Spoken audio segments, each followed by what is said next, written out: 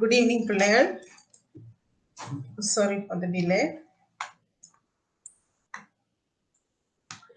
அப்ப நாங்கள் இன்றைய வகுப்பு கடந்த வகுப்பில நாங்கள் படித்த பாடத்தின் ஒரு குறைய இன்றைக்கு பூர்த்தி செய்ய வேண்டி இருக்கின்றது.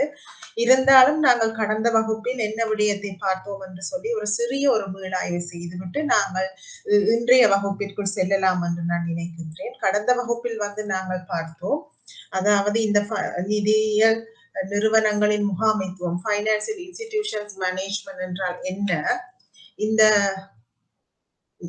நிதிசார் நிறுவனங்களின் முகாமைத்துவத்தில் நாங்கள் பிரதானமாக என்னென்ன விஷயங்களை பாடத்திட்டத்துக்குள் உள்ளடக்கி இருக்கின்றோம் என்று சொல்லி நாங்கள் பார்த்த அதன் பிரதான ஒரு அங்கமாக இது நிதிசார் நிறுவனமாக இருந்தாலும் சரி, வேறு ஏதாவது சாதாரணமான நிதி அல்லாத நிறுவனமாக இருந்தாலும் சரி, சேவைத்துறை நிறுவனங்களாக இருந்தாலும், உற்பத்தி சார் நிறுவனங்களாக இருந்தால் என்ன, எந்த ஒரு நிறுவனத்திற்கும் அதன் உருவாக்கம் என்பது மிகவும் முக்கியமானது. ஆகவேதான் நாங்கள் இங்கே நிதிசார் நிறுவனங்கள் என்று பார்க்கும் போது கூட நாங்கள் இந்த நிறுவனங்களின் உருவாக்கம் அல்லது இன்கோர்பரேஷன் அல்லது ஒருங்கிணைப்பு என்பது எப்படி மேற்கொள்ளப்படுகின்றது, இந்த உருவாக்கத்துடன் தொடர்புபட்ட இலங்கையிலே ஏற்புடைய சட்ட திட்டங்கள் எவை, அதாவது மிக முக்கியமாக தொடர்புடைய சட்ட பின்னணிகள் எவை என்பது பற்றி நாங்கள் கடந்த வகுப்பில் பார்த்திருந்தோம். அத்துடன் என்ன நோக்கத்திற்காக இந்த நிதிசார் நிறுவனங்கள் முகாமை செய்யப்பட வேண்டும் என்று சொல்லியும் ஒரு அறிமுகத்தை நாங்கள் கடந்த வகுப்பில் பார்த்திருந்தோம். ஆகவே நான் நினைக்கிறேன் உங்களுக்கு இப்போது நிதிசார் நிறுவனம் என்றால் என்ன என்று கூறக்கூடியதாக இருக்கும் என்று நினைக்கிறேன். அதிலும் பிரதானமாக ஒரு முக்கியமான விஷயம் பார்த்து நாங்கள் இந்த நிதிசார் நிறுவனங்களை ஏனைய மற்ற நிறுவனங்களுடன் ஒப்பீடு செய்யும் போது என்ன வகையில் இந்த நிதிசார் நிறுவனங்கள் வேறுபடுகிறது என்று சொல்லி பார்த்தோம். இது பிரதானமாக தெரிந்து வைத்திருக்க வேண்டும்.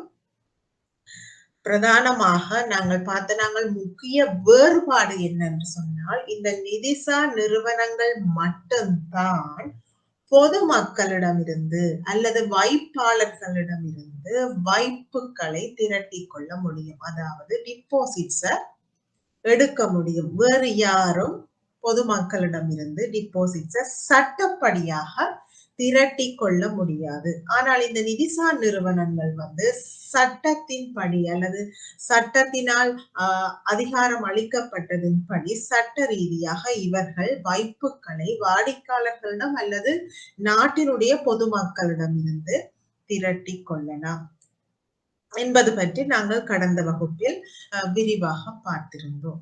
ஆகவே இன்றைய தினம் நாங்கள் பார்க்க போகின்ற விஷயம் இந்த கடல் கடந்த நிறுவனங்கள் அல்லது ஆஃப்ஷோர் கம்பெனிஸ் என்ற செக்ஷன்ல அந்த பிரிவில நாங்கள் கடந்த வகுப்பில் நிறுத்தி இருந்தோம். ஆகவே இன்று அதிலிருந்து தொடர்ந்து செல்லலாம் என்று நான் நினைக்கின்றேன் பிள்ளைகள்.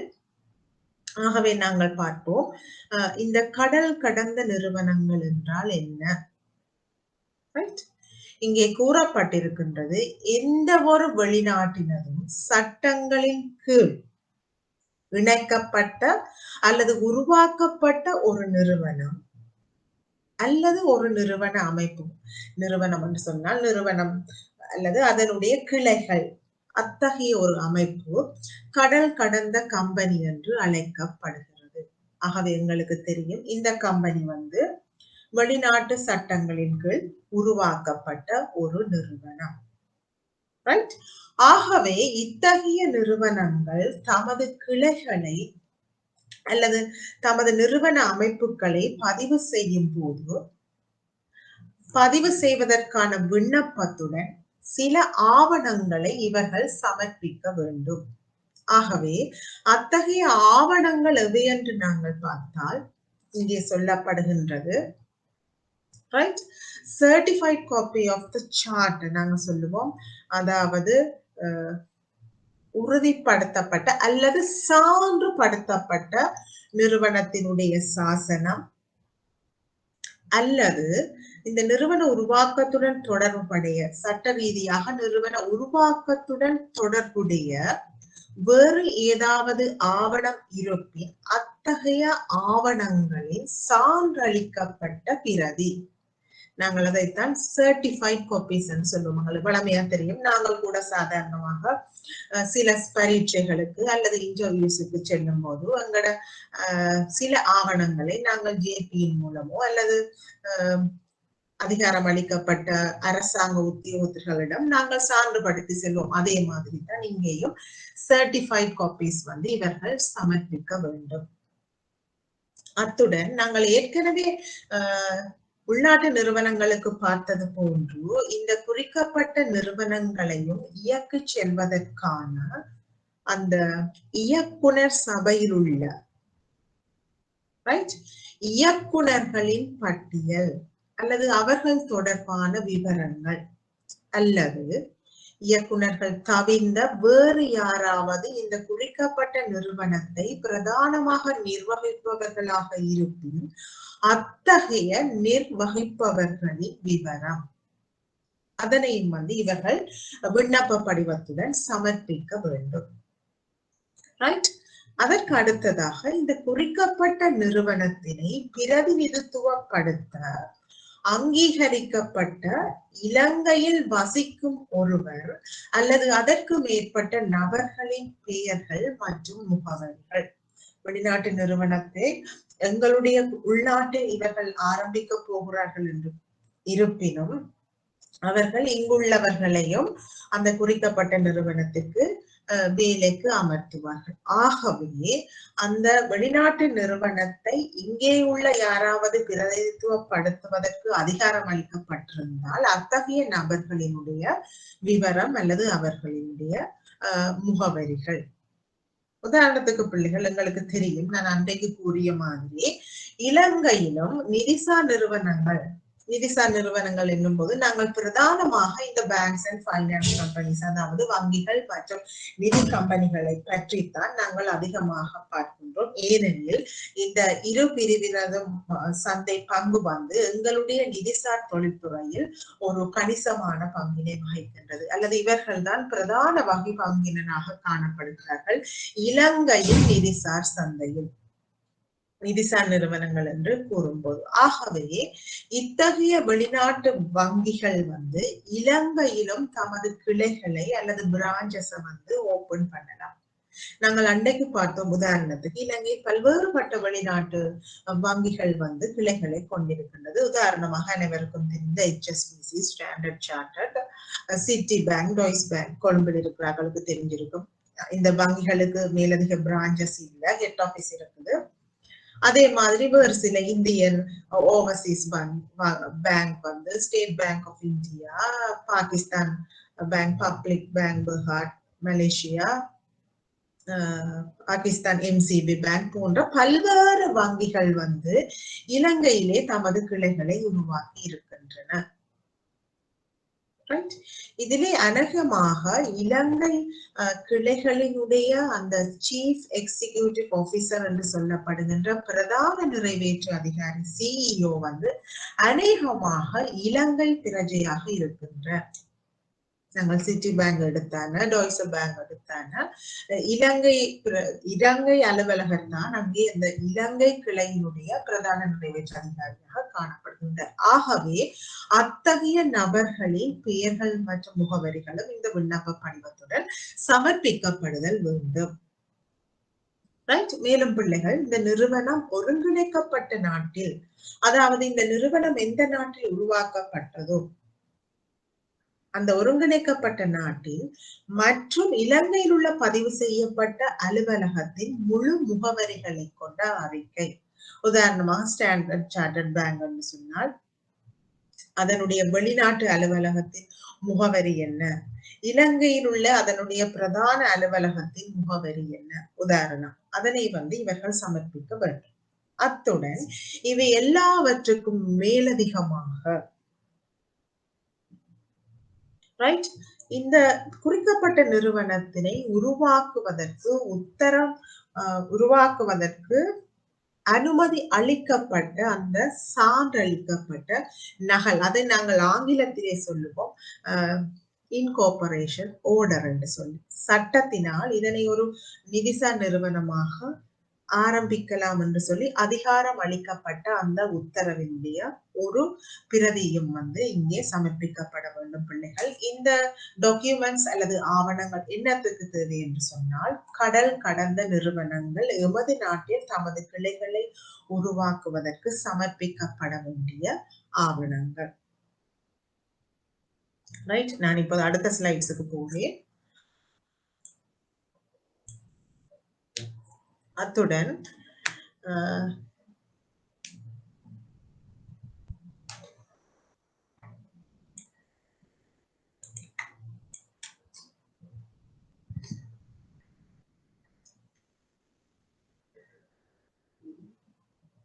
இவர்கள் இலங்கைக்கு வெளியே, ஏனென்றால் இவர்கள் உருவாக்கப்பட்டது இலங்கைக்கு வெளியே உள்ள நாட்டு, இலங்கைக்கு வெளியே எந்த ஒரு வியாபாரத்தையும் முன்னெடுக்க முடியும். ஆனால் உரிமை அளிக்கப்படாவிட்டால், சட்ட ரீதியாக இவர்கள் அனுமதி பெறாமல் இவர்கள் இலங்கைக்குள் எந்த ஒரு வியாபாரத்தையும் மேற்கொள்வதற்கு உரிமை இல்லை.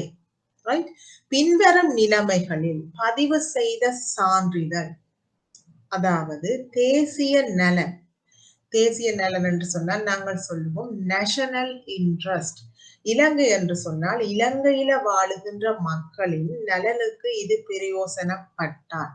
ரைட், தேசிய நலன் அல்லது இலங்கைக்கு வெளியே இவர்கள் வணிகத்தை முன்னெடுப்பதற்கான தேசிய பொருளாதாரத்தில் ஆர்வம் காணப்படும் சந்தர்ப்பங்களில் இவர்களுக்கு பதிவு சான்றிதழ் வழங்கப்படும்.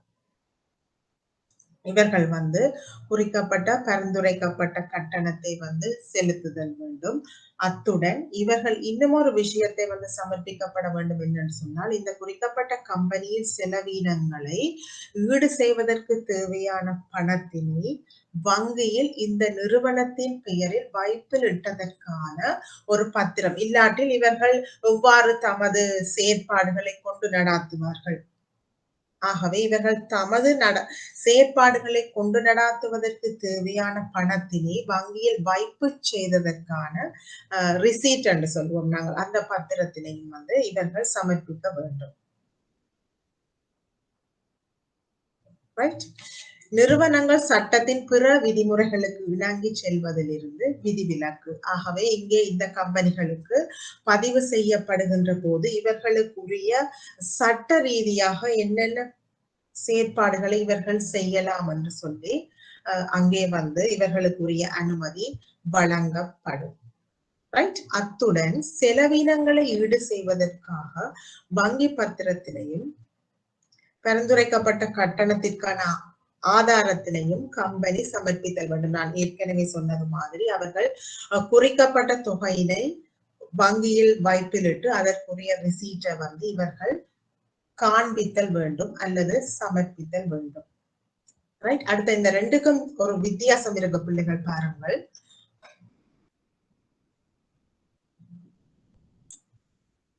ஒரு சின்ன ஒரு குழப்பம் உண்டு.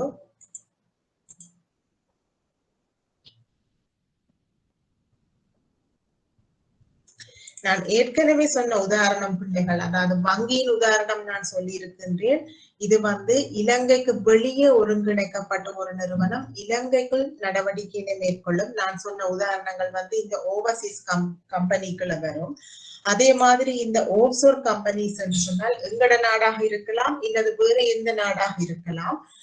வேறு அந்தந்த நாடுகளில் இணைக்கப்பட்ட நிறுவனங்கள் இன்னும் ஒரு நாட்டில் தமது கொடுக்கல் வாங்கல்களை மேற்கொள்வதற்கான அனுமதியை பெறுவது ஓஃப்ஷோர் கம்பெனி குறிக்கின்றது. ஆனால் வெளிநாட்டு நிறுவனம் என்று சொல்வதுதான் நான் சொன்ன அந்த உதாரணங்கள். நான் சொன்ன அந்த வங்கிகளினுடைய கிளைகள் வெளிநாட்டிலே ஆரம்பிக்கப்பட்டு எங்களுடைய நாட்டிலே தமது செயற்பாடுகளை கொண்டு நடாத்துகின்றன. அத்தகைய நிறுவனங்களை நாங்கள் சொல்கின்றோம் வெளிநாட்டு நிறுவனங்கள் என்று சொல்லி. ஆகவே இத்தகைய வெளிநாட்டு நிறுவனங்கள் இலங்கைக்கு வெளியே ஒருங்கிணைக்கப்பட்ட ஒரு நிறுவனம். ஆனால் அவர்கள் இலங்கைக்குள் வணிக நடவடிக்கைகளை மேற்கொள்வார்கள். இவர்களும் அந்த ஓஃப்ஷோர் கம்பெனி, கடல் கடந்த கம்பெனிகளுக்கு சில அவர்கள் அனுமதிகளை பெறும்போது சமர்ப்பிக்கப்பட வேண்டி இருக்கின்ற ஆவணங்கள் போன்று இவர்களும் பல்வேறுபட்ட ஆவணங்களை சமர்ப்பிக்க வேண்டும்.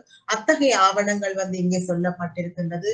அதற்கு சொன்ன மாதிரி சாசனம், இந்த கம்பெனி உருவாக்குவதற்கு அனுமதி அளிக்கப்பட்ட பத்திரம், ரைட். அங்கே கூறப்பட்டது மாதிரி இயக்குனர்கள், போர்ட் ஆஃப் டைரக்டர்ஸ், அந்த டைரக்டர்ஸினுடைய பெயர்கள் அல்லது சிஇஓ என்று சொல்லப்படுகின்ற அந்த பிரதான நிறைவேற்று அதிகாரியின் பெயர்கள் எல்லாவற்றையும் இவர்கள் சமர்ப்பிக்க வேண்டும். அதே மாதிரி தான் இலங்கைக்குள் பதிவு செய்யப்பட்ட அலுவலகத்தினரும் வணிகத்தினரும் முக்கிய இடத்தின் பெயர்கள் மற்றும் முகவரிகள், அத்துடன் கம்பெனி உருவாக்கப்பட்டதனை சான்றுபடுத்தும் அல்லது அனுமதி அளிக்கப்பட்டதற்கான சாட்சியாக இருக்கின்ற ஆவணங்களினுடைய நகல்களையும் இவர்கள் சமர்ப்பித்தல் வேண்டும். ஆகவே பிள்ளைகள், உதாரணமாக ஸ்டாண்டர்ட் சார்ட்டர்டோ HSBCO என்று சொன்னால் அவர்களுடைய இலங்கை கிளைகளை நாங்கள் ஓவர்சீஸ் கம்பெனி என்று சொல்வோம். அதே மாதிரி எங்களுடைய பேங்க் ஆஃப் சிலோன் இலங்கை வங்கி மற்றும் கொமர்ஷியல் பேங்கினுடைய கிளைகள் வெளிநாட்டில் இருக்கின்றது. உதாரணமாக கொமர்ஷியல் பேங்கினுடைய கிளை பங்களாதேஷில் இருக்கின்றது. இலங்கை வங்கியினுடைய கிளை ஐக்கிய ராஜ்யத்தில் யூகேயில் இருக்கின்றது. அதனை நாங்கள் ஆஃப்ஷோர் கம்பெனிஸ் என்று சொல்லுவோம். நீங்கள் உதாரணத்துக்கு இதனை தெரிந்து வைத்திருந்தால் இந்த பாடத்திட்டத்துக்கு போதுமானதாக இருக்கும். சில வேளைகளில் ஒரு சில உபகேள்விகள் பரீட்சைக்கு கேட்கப்படலாம். ரைட். அடுத்தது நாங்கள் பார்ப்போம் பிள்ளைகள், ஒரு நிறுவனத்தினை ஒருங்கிணைத்தல் அல்லது உருவாக்குதல். இன்கோபரேட்டிங் a company. ரைட். அப்ப எங்களுக்கு தெரியும், ஒரு கம்பெனியாக பதிவு செய்து உருவாக்க வேண்டும் என்று சொன்னால் 2 அல்லது அதற்கு மேற்பட்ட பங்குதாரர்கள் என்று சொன்னால் நாங்கள் ஆங்கிலத்திலே ஷேர் ஹோல்டர்ஸ் என்று சொல்லுவோம்.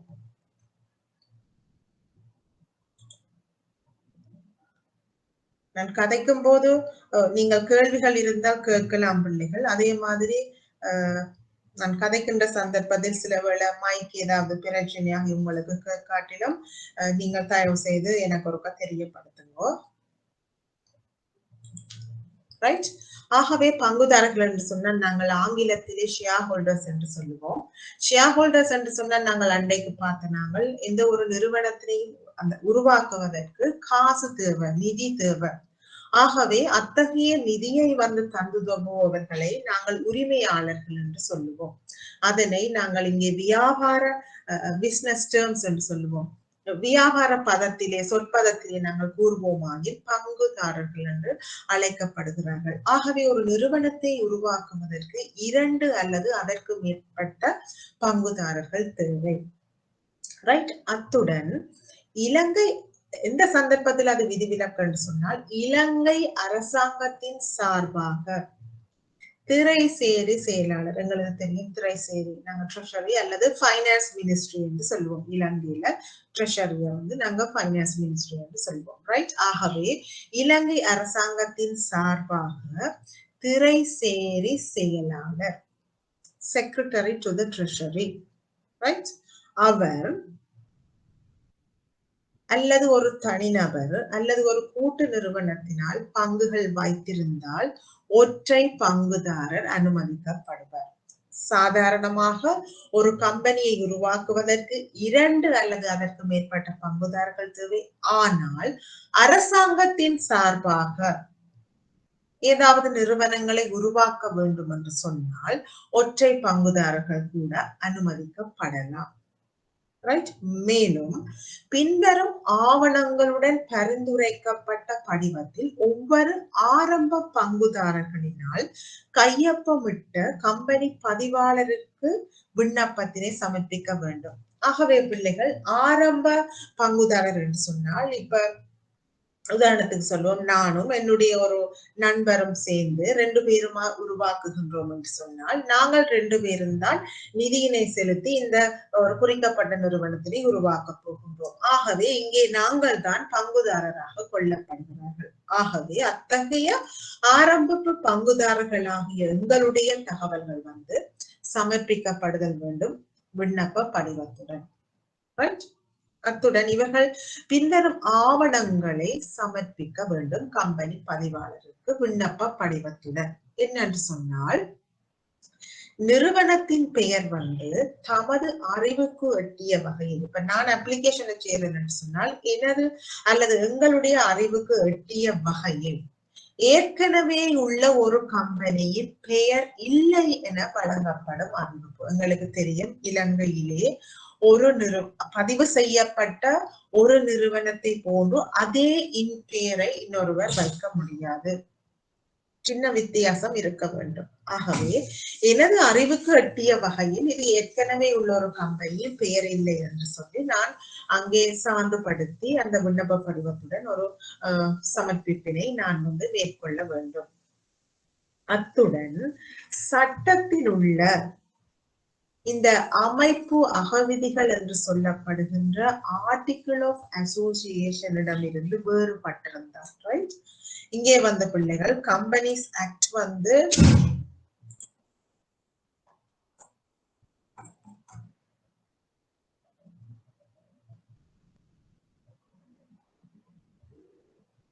கம்பெனிஸ் ஆக்ட்ல ஆர்டிகிள் ஆஃப் அசோசியேஷன், அதாவது அமைப்பு அகவிதிகள் என்று சொன்னால் என்ன, அட்லீஸ்ட் பிரதானமாக பின்வரும் விஷயங்களை இந்த ஆர்டிகிள் ஆஃப் அசோசியேஷன் அல்லது அமைப்பு அகவிதிகள் கொண்டிருக்க வேண்டும் என்று சொல்லுது கம்பெனி சட்டம்.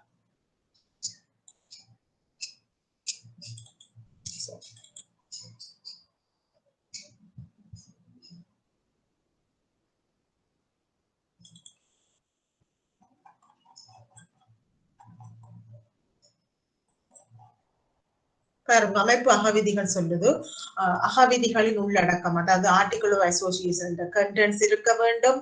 அத்துடன் இங்கே கம்பெனி சட்டம் சொல்லுது மாதிரி அமைப்பக விதிகளின் ஏற்புடைமை. ஒரு சாம்பிள் ஆக குறைந்தது இந்த விஷயத்தை ஆர்டிகிள் ஆஃப் அசோசியேஷன் கொண்டிருக்க வேண்டும் என்று சொல்லி கம்பெனிஸ் ஆக்ட் சொல்லுது. ரைட், ஆகவே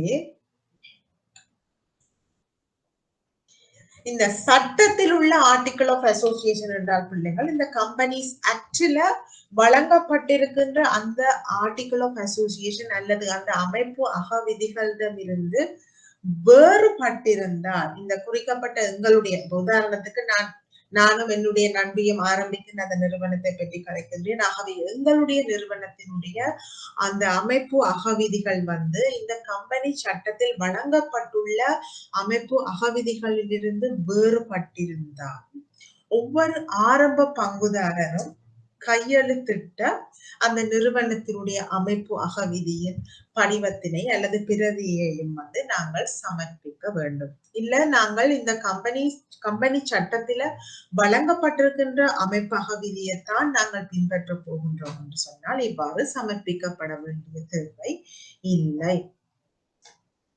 அடுத்தது, ஒரு இயக்குனராக செயல்படுவதற்கு ஒவ்வொரு ஆரம்ப இயக்குனரிடமிருந்து பெறப்பட்ட ஒப்புதல். அங்கே ஆஃப்ஷோர் கம்பெனி கலந்த கம்பெனிக்கு பார்த்தோம், வெளிநாட்டு கம்பெனிஸுக்கு பார்த்தது மாதிரி இங்கே நாங்கள் உள்நாட்டில் நாங்களாகவே ஒரு கம்பெனியை உருவாக்க போகின்றோம் என்று சொன்னாலும் அந்த கம்பெனிக்கு இயக்குனர், டிரெக்டர்ஸ் சொல்லுவோம் ஆங்கிலத்தில், அத்தகைய இயக்குனர்களாக செயல்படுவதற்கு சம்மதம் அளித்த அந்த இயக்குனர்களிடமிருந்து பெறப்பட்ட ஒரு ஒப்புதலையும் நாங்கள் சமர்ப்பிக்கப்பட வேண்டும். நான் அன்றைக்கு சொல்லி இருந்தேன் பிள்ளைகள், எந்த ஒரு நிறுவனமும் இந்த கம்பெனி சட்டத்தின் கீழ் கம்பெனியாக பதிவு செய்யப்பட்டால் கட்டாயமாக ஒரு கம்பெனி செக்ரட்டரி, அதாவது கம்பெனி செயலாளர் என்று சொல்லுவோம், ஆங்கிலத்தில் கம்பெனி செக்ரட்டரி என்று சொல்லுவோம், எந்த ஒரு நிறுவனத்துக்கும் தேவை. ஆகவே இந்த குறிக்கப்பட்ட எமது நிறுவனத்திற்கும் இந்த செயலாளராக செயற்படுவதற்கு சம்மதம் தெரிவித்த அந்த ஆரம்ப செயலாளரிடம் இருந்து பெறப்பட்ட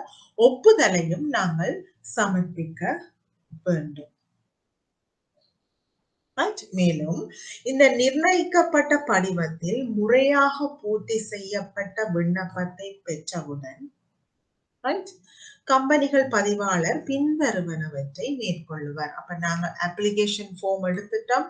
அந்த அப்ளிகேஷன் ஃபார்முடன் தேவையான சில உப ஆவணங்கள், சப் டாக்குமெண்ட்ஸ் என்று சொல்லுவோம், அத்தகைய உப ஆவணங்களின் சான்றளிக்கப்பட்ட பிரதிகளையும் நாங்கள் அப்ளிகேஷன் ஃபார்மோட சமர்ப்பிச்சுட்டோம். அதுக்கு பிறகு இந்த கம்பெனி பதிவாளர் பின்வருவனவற்றை மேற்கொள்வார். அவர் என்ன செய்வார் என்று சொன்னால், எல்லா விடயங்களும் ஏற்புடையதாக இருந்தால் அல்லது சரியானவையாக இருந்தால் இந்த நிறுவனத்தின் விவரத்தை பதிவேட்டில் பதிதல், அதாவது ரெஜிஸ்டர்ல பதிவு செய்யப்படும் இந்த நிறுவனத்தை. அத்துடன் பதிவு செய்யப்பட்டதற்கான ஒரு தனிப்பட்ட எண்ணை அல்லது இலக்கத்தினை அந்த குறிக்கப்பட்ட நிறுவனத்தின் எண்ணாக வழங்குதல். எங்களுக்கு கம்பெனிஸ் என்று சொன்னால் எந்த ஒரு நிறுவனமும் ரெஜிஸ்ட்ரேஷன் நம்பர், எங்களுக்கு நேஷனல் ஐடென்டி கார்டு நம்பர் இருக்கிற மாதிரி நாங்கள் இலங்கையில் உள்ள ஒரு பிரஜையாக எங்களுக்கு சட்ட ரீதியாக அங்கீகாரம் அளிக்கப்பட்டு எங்களுக்கு அந்த அடையாள அட்டை இலக்கம் இருப்பது போன்று ஒரு இலக்கம் இன்னொரு நபருக்கு இருக்காது. அதே மாதிரி இந்த குறிக்கப்பட்ட நிறுவனமும் கம்பெனி பதிவாளர் அலுவலகத்தின் பதிவேட்டில் ஒரு நிறுவனமாக பதிவு செய்ததற்கான அந்த அனுமதியை வழங்கப்படுகின்ற ஒரு இலக்கம். இல்லாட்டி உதாரணத்துக்கு பர்த் சர்டிபிகேட் சொன்னா எங்களுக்கு நாங்கள் பிறந்ததற்கான அத்தாட்சிப்படுத்தும் ஒரு பதிவிலக்கமும் அங்கே அந்த எங்களுடைய பிறப்பு சான்றிதழ் இலக்கமாக இருக்கும். அதே மாதிரி இங்கேயும் இந்த நிறுவனம் பிறந்ததற்கு அடையாளமான ஒரு இலக்கம் என்று கூட நாங்கள் கூறிக்கொள்ளலாம். அத்தகைய இலக்கத்தினையும் இந்த கம்பெனி பதிவாளர் வழங்குவார். அத்துடன் பரிந்துரைக்கப்பட்ட படிவத்தில் இணைக்கப்பட்டதற்கான அல்லது உருவாக்கப்பட்டதற்கான சான்றிதழை வழங்குவார்.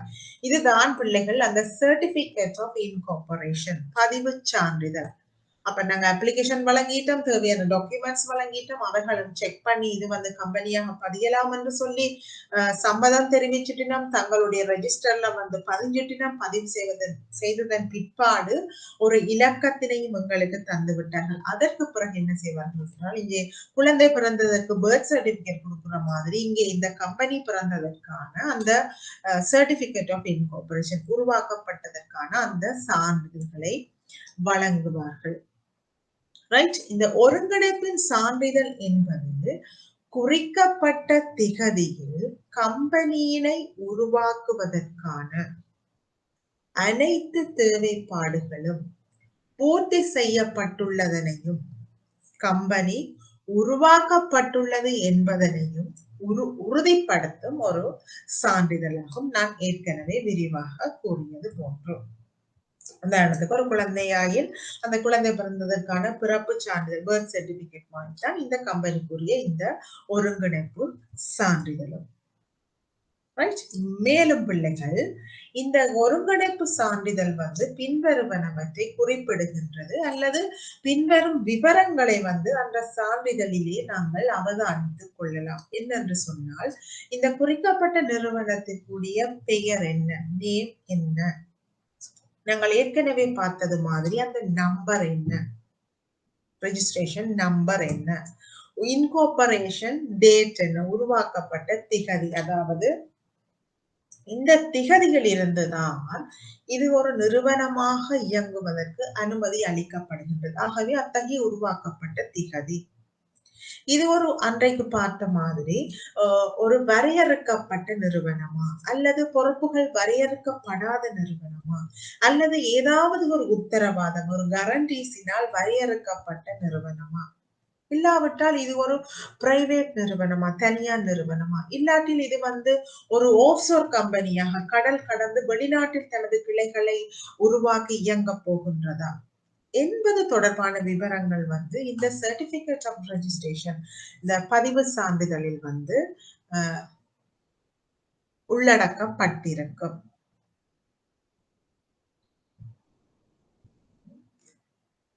அடுத்தது பிள்ளைகள் கம்பெனியினுடைய பெயர்கள்.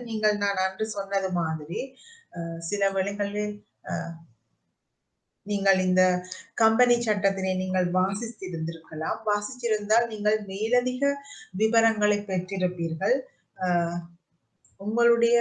நாங்கள் இங்கே படிப்பிக்கப்படுகின்ற விடயங்கள் பரீட்சைக்கு போதுமானதாக இருந்தாலும் நீங்கள் சில மேலதிக அறிவினை பெற வேண்டும் என்று சொன்னால் நீங்கள் நான் வழங்கப்பட்ட இந்த கம்பெனி சட்டத்தினுடைய பிரதியை நீங்கள் ஒரு முறை வாசிப்பீர்களானால் நீங்கள் எல்லா தேவைப்பாடுகளையும் அல்லது எல்லா செக்ஷனையும் நீங்கள் வாசிக்க தேவையில்லை. ஆனால் இந்த குறிக்கப்பட்ட நாங்கள் கவர் பண்ணுகின்ற அல்லது கற்பிக்கின்ற அந்த தொடர்புடைய சட்டங்களை நீங்கள் வாசிப்பீர்களானால் நீங்கள் மேலதிக அறிவினை பெறக்கூடியதாக இருக்கும். இங்கே பாருங்கள் பிள்ளைகள், கம்பெனிகளை கூட்டிணைத்தல் அதை பற்றி நாங்கள் பார்த்துட்டோம். பிறகு சொல்லப்பட்டிருக்கின்றது கம்பெனியின் பெயர்கள். இது கம்பெனி சட்டம் 2007ஆம் ஆண்டு 7ஆம் இலக்க இலங்கையினுடைய கம்பெனி சட்டத்தின் தேவைப்பாடுகள். கம்பெனியின் பெயர்கள் பாருங்கோ, பெயர் பற்றிய தேவைப்பாடுகள், பெயர்கள் மீதான மட்டுப்பாடுகள் அல்லது கட்டுப்பாடுகள் என்ன, நிறுவனங்கள் பெயரினை மாற்றம் செய்ய வேண்டுமாயின் என்ன செய்ய வேண்டும், பெயர்களை பற்றிய எவ்வாறு பகிரங்க அறிவித்தல்களை செய்கிறது, பெயரை மாற்றுவதற்கு அனுமதி அளிக்கப்பட்டால் அதற்கான பணிப்பு. ரைட், இவ்வாறான தேவைப்பாடுகள், அதாவது மிகவும் விவரமான தேவைப்பாடுகள் கம்பெனி சட்டத்திலே வழங்கப்பட்டிருக்கின்றது. ரைட், ஆகவே நாங்கள் இப்போது அதைத்தான் பார்க்க போகின்றோம். இந்த கம்பெனியினுடைய பெயர்கள். ரைட், பட்டியலிடப்பட்ட நிறுவனத்தை தவிர வரையறுக்கப்பட்ட நிறுவனம் என்றால் லிமிடெட் அல்லது எல்டிடி என்று பாவிப்பார்கள். ரைட், இங்கே பிள்ளைகள் இந்த பட்டியல் இடப்பட்ட நிறுவனம் என்று சொன்னால், நான் அன்றைக்கு சொன்னால் அதை நாங்கள் லிஸ்டட் கம்பெனிஸ் என்று சொல்லுவோம். இப்ப லிஸ்டட் கம்பெனிஸ் என்று சொன்னால் எங்கேயாவது லிஸ்ட் பண்ணப்பட்டிருக்க வேண்டும், பட்டியலிடப்பட்டிருக்க வேண்டும் என்று சொன்னால் பட்டியல்ல அவர்களுடைய பெயர் உள்ளடக்கப்பட்டிருக்க வேண்டும். ஆகவே அந்த பட்டியல் எங்கே இருக்கிறது? நான் அன்றைக்கு சொன்னேன், இலங்கையில இந்த கொழும்பு பங்கு பரிவர்த்தனை நிலையம் என்று சொல்லி ஒரு நிலையம் காணப்படுகிறது. ஆங்கிலத்திலே கொழும்பு ஸ்டாக் எக்ஸ்சேஞ்ச் அல்லது சிஎஸ்சி என்று சுருக்கமாக கூறுவோம். ஆகவே அங்கே எந்த ஒரு நிறுவனங்களும் பொதுமக்களிடமிருந்து, அனைத்து பொதுமக்களிடமிருந்து, விருப்பப்படுகின்ற பொதுமக்களிடமிருந்து தமது நிறுவனத்தை நடாத்தி செல்வதற்குரிய நிதியை திரட்டுவதற்கு அதிகாரத்தை கோருவதற்கான ஒரு இடமாக இந்த சிஎஸ்சி அல்லது கொழும்பு பங்கு பரிவர்த்தனை நிலையம் காணப்படுகின்றது. ஆகவே அங்கே லிஸ்ட் பட்டியலிடப்பட வேண்டும் என்று சொன்னால் சிஎஸ்சியினால் சில லிஸ்டிங் ரூல்ஸ் பட்டியலிடப்பட வேண்டிய தேவைப்பாடுகள் வழங்கப்பட்டிருக்கின்றது. ஆகவே அத்தகைய அந்த ரூல்ஸை அத்தகைய தேவைப்பாடுகளை இந்த கம்பெனிகள் பூர்த்தி செய்யுமாயில் அவர்கள் தமது கம்பெனியினை கொழும்பு பங்கு பரிவர்த்தனை நிலையத்தில் பட்டியலிடப்படுத்திக் கொள்ளலாம். ரைட், அங்கே பட்டியலிடப்பட்டால் அங்கே அந்த குறிக்கப்பட்ட நிறுவனங்களின் பங்குகளை நீங்களோ நானோ கொள்வனவு செய்யலாம், விற்பனை செய்யலாம். பங்கு தரகர்களின் ஊடாக, அதாவது ஸ்டாக் புரோக்கர்ஸ் என்று ஆங்கிலத்தில் சொல்லுவோம். அத்தகைய ஸ்டாக் புரோக்கர்ஸ் ஊடாக நாங்கள் பங்குகளை பரிமாற்றம் செய்து கொள்ளலாம். ஆனால் இங்கே கூறப்படுவது பட்டியலிடப்பட்ட நிறுவனத்தை தவிர்ந்த வரையறுக்கப்பட்ட நிறுவனங்கள் என்று சொன்னால் அவர்கள் என்னென்று பாவிப்பார்கள் என்று சொன்னால் பேருக்கு பக்கத்தில் லிமிடெட் என்று தமிழில் அல்லது ஆங்கிலத்தில் லிமிடெட் அல்லது எல்டிடி என்று சுருக்கமாக பயன்படுத்தி கொள்ளுவார்கள்.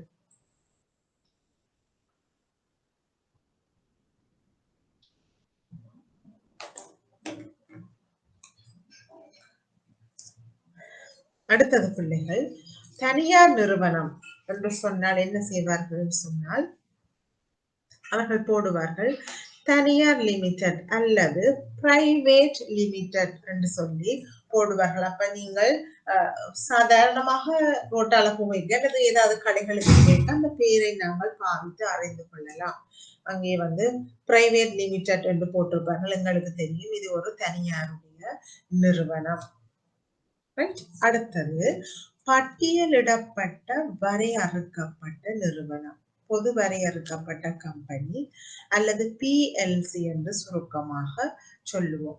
பப்ளிக் லிமிடெட் கம்பெனி என்று சொல்றது இது சுருக்கமாக ஆங்கிலத்திலே தான் அநேகம் இந்த அப்ரிவியேஷன் பாவிப்பார்கள். அப்ரிவியேஷன் என்னன்னு சொன்னால் பிஎல்சி என்று இருக்கும் பிள்ளைகள். நான் ஒரு உதாரணத்துக்கு உங்களுக்கு காட்டுகின்றேன்.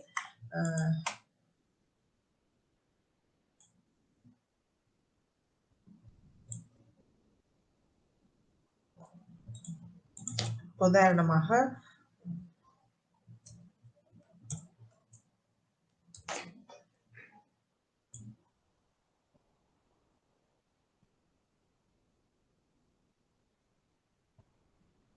பாருங்க பிள்ளைகள் இருக்குது HNB அசூரன்ஸ் PLC. அப்ப இந்த பிஎல்சி என்றது வந்து பப்ளிக் லிமிடெட் கம்பெனி தான் இங்கே நாங்கள் சொல்லப்படுகின்ற இந்த பப்ளிக் லிமிடெட் கம்பெனி. இது வந்து பங்கு பரிவர்த்தனை நிலையத்தில் பட்டியலிடப்பட்டிருக்கின்றது.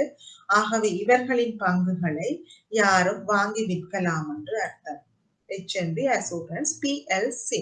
ஆனால் சில தனியார் கம்பெனிகளாக இருந்தால் அங்கே காணப்படும் LTD லிமிடெட் என்று பதத்தினை நீங்கள் அவதானிக்கக்கூடியதாக இருக்கும். ரைட். அடுத்தது பிள்ளைகள், எந்த ஒரு நிறுவனமும் பின்வரும் ஒரு பெயரினால் பதிவு செய்யப்படாது. இதுதான் நாங்கள் அந்த கம்பெனி சட்டத்திலே பார்த்த நாங்கள் சில சொல்லப்பட்டிருக்கின்றது. கம்பெனி நேம்ஸ் வந்து ரெஸ்ட்ரிக்ஷன்ஸ் ஆன் நேம்ஸ், அதாவது பெயர்கள் மீதான மட்டுப்பாடு. சில பெயர்களை வந்து பெயர்களாக பாவிக்க முடியாது பிள்ளைகள். ரைட். ஆகவே எந்த ஒரு நிறுவனமும் பின்வரும் ஒரு பெயரால் பதிவு செய்யப்படாது. எப்படி என்று சொன்னால், நாங்கள் ஏற்கனவே பார்த்தது மாதிரி ஏற்கனவே இருக்கும் நிறுவனம் அல்லது பதிவு செய்யப்பட்ட ஏதாவது வெளிநாட்டு நிறுவனத்திற்கு ஒத்ததாக இருக்கும் ஒரு பெயரில் மீண்டும் ஒரு நிறுவனமாக பதிவு செய்யப்படாது. ரைட். அதே மாதிரி இங்கே விசேடமாக அனுமதிக்கப்பட்டாலே ஒழிய இந்த சேம்பர் ஆஃப் காமர்ஸ் என்ற சொற்பதம் பாவிக்க முடியாது. ஆகவே இந்த சேம்பர் ஆஃப் காமர்ஸ் என்ற பதம் பாவிக்கப்பட வேண்டும் என்று சொன்னால் அவர்கள் கச்சேரியிலே போய் அரசாங்கத்தினுடைய சில ஏற்புடைய தேவைப்பாடுகளை பூர்த்தி செய்வதனூடாக அங்கே விண்ணப்ப படிவத்தை செய்து அனுமதி பெறப்பட்டதன் பிற்பாடுதான் இந்த சேம்பர் ஆஃப் காமர்ஸ் என்ற பதம் வந்து பாவிக்கலாம். இல்லாவிட்டால் எந்த ஒரு வியாபார நிறுவனத்தின் பெயருக்கு பக்கத்திலேயும் இந்த சொற்பதம் வந்து பயன்படுத்த முடியாது. அடுத்தது, எந்த ஒரு காரணத்திற்காகவும் கம்பெனியுடைய பெயர் வந்து பதிவாளரினால் வழங்கப்பட்ட பதிவாளரின் கருத்தை தவறாக வழிநடாத்தக்கூடிய ஒரு பெயராக இருக்கக்கூடாது. அதையும் வந்து இவர்கள் கவனத்திற்கொள்வார்கள் இந்த கம்பெனி பதிவாளர் அலுவலகத்தில்.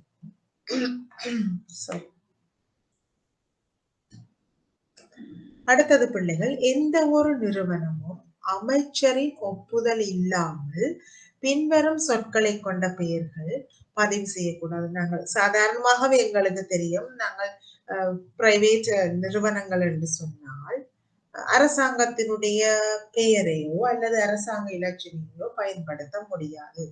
ஆகவே ஒரு நிறுவனமாக எந்த சந்தர்ப்பத்தில் இந்த அரசாங்கத்துடன் தொடர்புடைய சொற்பதங்களை பாவிக்கலாமே என்று சொன்னால் அதற்கு பொறுப்பாக இருக்கின்ற அமைச்சருடைய அனுமதியை பெற்றால் மட்டுமே அத்தகைய சொற்பதங்களை பாவிக்க முடியும். ஆகவே எந்த சொற்பதங்கள் என்று பார்த்தால் ஜனாதிபதி அல்லது ஜனாதிபதி சார் அல்லது ஜனாதிபதி அல்லது அரசாங்கத்தின் அல்லது அரச துறையின் ஆதரவை பரிந்துரைத்தல்.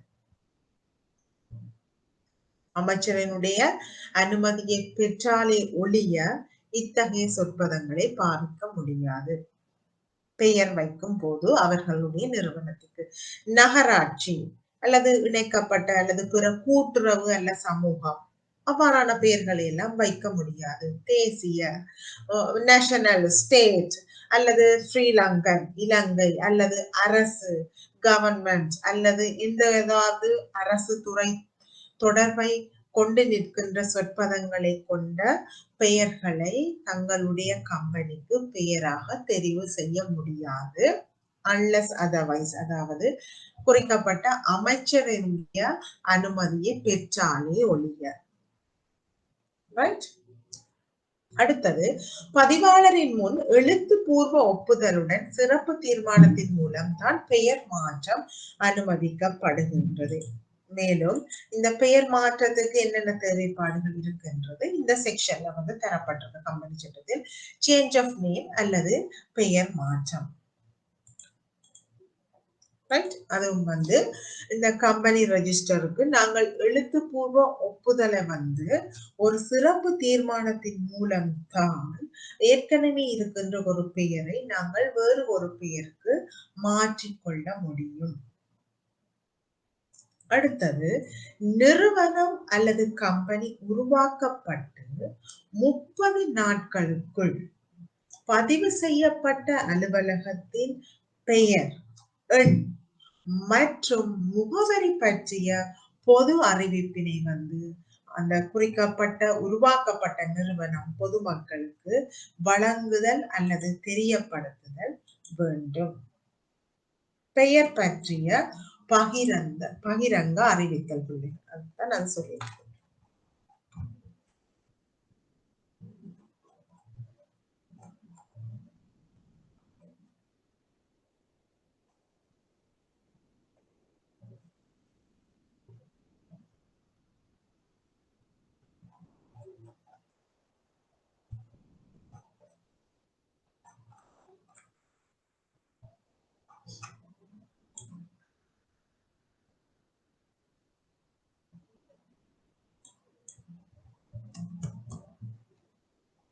நீங்கள் அப்படியே போகுது. நீங்கள் பிறகு இப்ப வீணா டைம் போகும். நீங்கள் பிறகு வாசிச்சு கொள்ளுங்க பிள்ளைகள். கொஞ்சம் மேலதிக தகவல்களை நீங்கள் பெற்றுக்கொள்ளக்கூடியதாக இருக்கும். ஆனாலும் என்ன சொல்லுது என்று சொன்னால், இவர்கள் வந்து கம்பெனியை உருவாக்கி விட்டார்கள். கம்பெனி ரெஜிஸ்டரிடமிருந்து சர்டிபிகேட்டும் கிடைச்சிட்டது, ரெஜிஸ்ட்ரேஷன் நம்பரும் கிடைச்சிட்டுன்னு சொன்னால், அது கிடைக்கப்பட்ட நாளில் இருந்து 30 நாட்களுக்குள் இவர்கள் பொது அறிவிப்பினை பொதுமக்களுக்கு வழங்க வேண்டும். அநேகமாக என்ன செய்வார்கள் சொன்னால், இலங்கையில் பிரசுரமாகின்ற 3 மொழி பத்திரிகைகளிலும் வந்து இவர்கள் இந்த அறிவிப்பை வந்து வழங்குவார்கள். அதே மாதிரி தான் பிள்ளைகள், இவர்கள் தமது நிறுவனத்தினுடைய பெயர்களை ஏதாவது ஒரு சந்தர்ப்பத்தில் கம்பெனி பதிவாளரின் ஒப்புதலுடன் மாற்றி இருப்பார்களானால், அந்த மாற்றத்தில் இருந்து 20 நாட்களுக்குள் அந்த மாற்றம் செய்யப்பட்ட பெயரை வந்து இவர்கள் பொதுமக்களுக்காக பிரசுரிக்க வேண்டும் பத்திரிகைகளிலே. ரைட். அடுத்தது, கம்பெனியின் பெயரும் இலக்கமும் பின்வருவனவற்றில் தெளிவாக குறிப்பிட வேண்டும். இப்போது கம்பெனி பிறந்துட்டது, ரெஜிஸ்ட்ரேஷன் முடிஞ்சது, பொதுமக்களுக்கு அறிவிச்சாச்சு. அதன் பிறகு இந்த கம்பெனியினுடைய நேம், பெயரும், ரெஜிஸ்ட்ரேஷன் இலக்கம், அந்த நம்பர், பதிவு செய்யப்பட்ட இலக்கமும் பின்வரும் ஆவணங்களில் எப்போதும் தெளிவாக குறிப்பிடப்பட்டிருத்தல் வேண்டும். நாங்கள் பொதுவாக சொல்லுவோம் பிள்ளைகள், லெட்டர் ஹெட் என்று சொல்லுவோம். ஆகவே அந்த லெட்டர் ஹெட்ஸ்ல எப்பவும் கம்பெனியினுடைய பெயரும் ரெஜிஸ்ட்ரேஷன் நம்பரும் எப்பவும் இருக்கும். நீங்கள் வேலை செய்பவர்களாக இருப்பின் உங்களுக்கு சில வேளைகளில் நீங்கள் அநேகமாக கண்டிருப்பீர்கள். ஆகவே அனைத்து வணிக கடிதங்கள், இந்த வியாபாரத்துடன் தொடர்புபட்ட வியாபார ரீதியான அனைத்து விதமான கடித போக்கு கொடுக்கல் வாங்கல்களிலும் இந்த பெயரும் நம்பரும் பயன்படுத்தப்பட வேண்டும். அனைத்து அறிவிப்புகள் மற்றும் புற வெளியீடுகள், ஏதாவது பொதுமக்கள் இவர்கள் நோட்டீஸ் ஏதாவது வழங்கினால், வேறு ஏதாவது பப்ளிகேஷன்ஸ் இவர்களால் வழங்கப்படும் என்று சொன்னால் அதிலையும் வந்து இதனை உள்ளடக்குதல் வேண்டும். ரைட். வேற ஏதாவது பில்ஸ் ஆஃப் எக்ஸ்சேஞ்ச் என்று சொல்லப்படுகின்ற பரிமாற்றங்கள் செய்யும் போது, ப்ராமிசரி நோட்ஸ், இந்த நிறுவனங்களினால் ஏதாவது வாடிக்கையாளர்களுக்கு உறுதிமொழி குறிப்புகள் வழங்குகின்ற போது, வேறு ஏதாவது இவர்கள் ஒப்புதல்கள் அல்லது சார்ந்தப்படுத்தல்கள், என்டோஸ்மெண்ட் என்று சொல்லுவோம், அதனை மேற்கொள்ளும் போது, இந்த நிறுவனத்தினால் ஏதாவது காசோலைகள் அல்லது செக்ஸ் வந்து வழங்கப்படுகின்ற போது, அந்த அனைத்து பற்றுச்சீட்டுகளிலும் வந்து இந்த பெயரும் இலக்கமும் வந்து குறிக்கப்பட்டிருத்தல் வேண்டும். இதனை விட இந்த கம்பெனியினுடைய all invoices, receipts, letters of credits, அனைத்து விலை பட்டியல்கள், இவர்களால் வழங்கப்படுகின்ற பற்றுச்சீட்டுகள், லெட்டர்ஸ் ஆஃப் கிரெடிட் என்று சொல்லப்படுகின்ற அந்த கடன் கடிதங்கள் அல்லது உத்தரவாதங்கள், இவற்றிலெல்லாம் வந்து இவை அந்த பெயரும் இலக்கமும் குறிப்பிடப்பட்டிருக்க வேண்டும். வேறு சட்டபூர்வமான கடமையை குறிக்கும் நிறுவனம் வழங்கிய அல்லது கையொப்பமிட்ட ஏனைய வேறு ஏதாவது ஆவணங்கள் சட்ட ரீதியாக இந்த தொழில்துறையுடன் தொடர்புபட்ட வேறு ஏதாவது ஆவணங்களை இவர்கள் பயன்படுத்துவார்கள் அல்லது வழங்குபவர்களாக இருந்தால் அதனிலும் இந்த பெயரையும் இலக்கத்தினையும் குறிப்பிடுதல் வேண்டும். அத்துடன் நிறுவனத்தின் முத்திரை அல்லது இலட்சினை நாங்கள் ரப்பர் ஸ்டாம்ப் என்று சொல்வோம். ஆகவே அந்த ரப்பர் ஸ்டாம்பிலையும் இந்த கம்பெனியுடைய பெயரும் பதிவிலக்கமும் குறிப்பிடப்பட்டிருத்தல் வேண்டும். பதிவு செய்யப்பட்ட அலுவலகத்தில் எங்களுக்கு தெரியும் எப்பவும் பிள்ளைகள் இப்ப பேங்க்ஸ் சொன்னா நாங்கள் பேங்க்ஸ் ஒரு பிரான்ச்சுக்கு போனாலும் அங்கே மேனேஜர் அநேகமாக சில வழிகளில் அந்த பப்ளிக் இருக்கின்ற போன் இருக்கும், அல்லாட்டி அந்த மேனேஜர் சொல்லப்படுகின்ற முகாமையாளருடைய அறையில் நீங்கள் பார்த்தால் பார்க்கலாம். அந்த பேங்க் உருவாக்கப்பட்டு அதுக்குரிய அனுமதி அந்த பேரு ரெஜிஸ்ட்ரேஷன் அந்த பதிவு சான்றிதழினுடைய ஒரு கொப்பியை அவர்கள் பொதுமக்களுக்காக காட்சிப்படுத்தி இருப்பார்கள். அதைத்தான் இந்த பதிவு செய்யப்பட்ட அலுவலகத்தில் பெயர் மற்றும் எண் எப்போதும் தெளிவாக காட்டப்படுதல் வேண்டும். ஆகவே இவ்வளவு விஷயங்களும் ஒரு கம்பெனியை பதிவு செய்யும் போது அந்த பதிவில் தொடர்பான விவரங்களாக காணப்படுகின்றன. எவ்வாறு பதிவு செய்கின்றது, பதிவு பத்திரத்தை கொடுத்தவுடன் என்ன நடக்கும், எவ்வாறு பெயர்கள் தெரிவு செய்யப்படுகின்றது, எவ்வாறு பதிவு செய்யப்பட்ட இலக்கம் வழங்கப்படுகின்றது, இந்த பெயரும் இலக்கமும் அனுமதி அளிக்கப்பட்டால் அவை இரண்டையும் எந்தெந்த சந்தர்ப்பத்தில் கம்பெனிகளால் பயன்படுத்தப்படுகின்றது என்பது தொடர்பாக நாங்கள் இவ்வளவு நேரமும் பார்த்திருந்தோம். இனி பிள்ளைகள் இன்னும் ஒரு முக்கியமான விவரம் பார்க்க போகின்றோம். நாங்கள் இந்த அடிக்கடி கதைக்கின்றோம் இந்த ஆர்டிகிள்ஸ் ஆஃப் அசோசியேஷன் அல்லது இந்த அமைப்பு அகவிதிகள் என்று நாங்கள் அடிக்கடி பயன்படுத்துகின்ற ஒரு சொற்பதம். இது மிகவும் முக்கியமானது ஒரு வியாபாரத்துக்கு. ஆகவே இந்த ஆர்டிகிள் ஆஃப் அசோசியேஷனை பற்றியும் சுருக்கமாக நாங்கள் இந்த பாடத்திட்டத்திலே பார்க்க போகின்றோம்.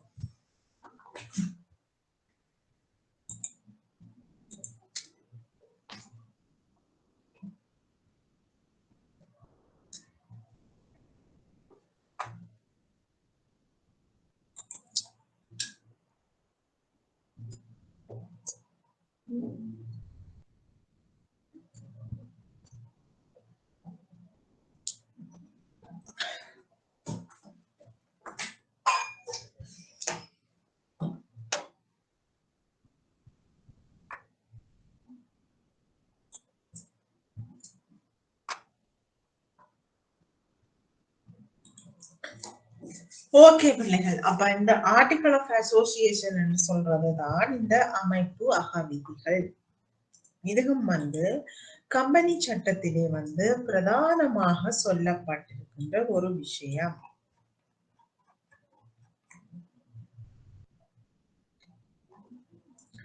ஆர்டிகிள்ஸ் ஆஃப் அசோசியேஷன்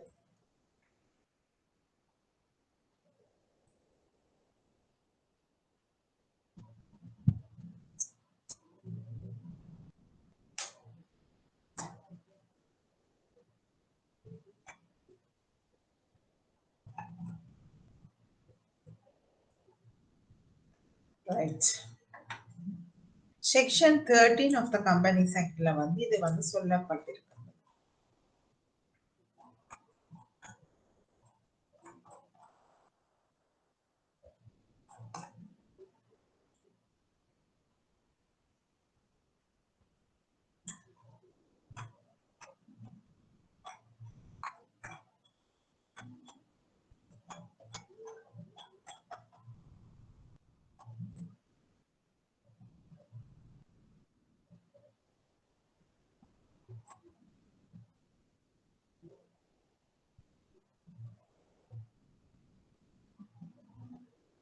ரைட் பிள்ளைகள், இதுதான் இலக்கம் 13ஆம் இலக்கம். ரைட், செக்ஷன் உபபிரிவு 13 7ஆம் இலக்க 2007ஆம் ஆண்டு கம்பெனி சட்டத்தின் 13ஆம் பிரிவு சொல்றது அமைப்பு அகவிதிகளை பற்றி.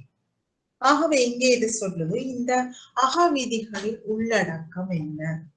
கம்பெனி ஒன்றின் அமைப்பு அகவிதிகள் இதற்கான முதலாம் அட்டவணையை தவிர இச்சட்டத்தின் ஏற்பாடுகளுக்கு ஒவ்வானதாக இராது ஏதேனும் கருமத்திற்கும் அத்துடன் குறிப்பாக பின்வருவனவற்றிற்கும் ஏற்பாடு செய்யலாம். கம்பெனியின் குறிக்கோள்கள், கம்பெனியின் பங்குதாரர்களின் உரிமைகள் என்ன, அவர்களுடைய கடப்பாடுகள் என்ன, அத்துடன் கம்பெனியின் முகாம் எவ்வாறு செய்யப்படுகின்றது, நிர்வாகம் எவ்வாறு செய்யப்பட போகின்றது என்பனவை தொடர்பாக இந்த அமைப்பு அகவிதியில் உள்ளடக்கப்பட்டிருக்கும்.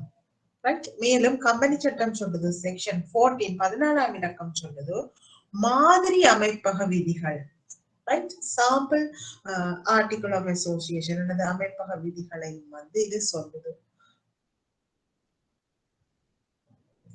15ஆம் செக்ஷன் சொல்லுது அமைப்பக விதிகளை ஏற்று அங்கீகரித்தல் அல்லது திருத்துதல், எந்த சந்தர்ப்பங்களில் இந்த அமைப்பக விதிகளை திருத்தம் செய்யலாம் என்று சொல்லுது, அதற்குரிய ஏற்பாடுகள் என்ன என்று சொல்லி செக்ஷன் 15 சொல்லுது. அடுத்த செக்ஷன் 16 சொல்லுது பாருங்க பிள்ளைகள், இந்த அமைப்பக விதிகளின் பயன்கள் என்ன, ரைட். கம்பெனி ஒன்றின் அமைப்பக விதிகள் 89ஆம் பிரிவின் ஏற்பாடுகளுக்கு அமைய கம்பெனிக்கும் அதன் பங்குதாரர்களுக்கும் இடையிலான ஒரு ஒப்பந்தம் என்றால் போன்று கம்பெனியையும் அதன் பங்குதாரர்களையும் பிடித்தல் வேண்டும். குறிப்பாக இந்த அமைப்பக விதிகளின் கீழ் எவரேனும் பங்குதாரரால் கம்பெனிக்கு செலுத்தப்படதான எல்லா பணமும் அப்பங்குதாரரிடமிருந்து கம்பெனிக்கு வருமதியான தனி சொன்றாதல் வேண்டும். டிரான்ஸ்லேஷன் நாங்கள் வேணுமெண்டா நாங்கள் ஆங்கிலத்திலே பார்த்துக் கொள்ளலாம் பிள்ளைகள்.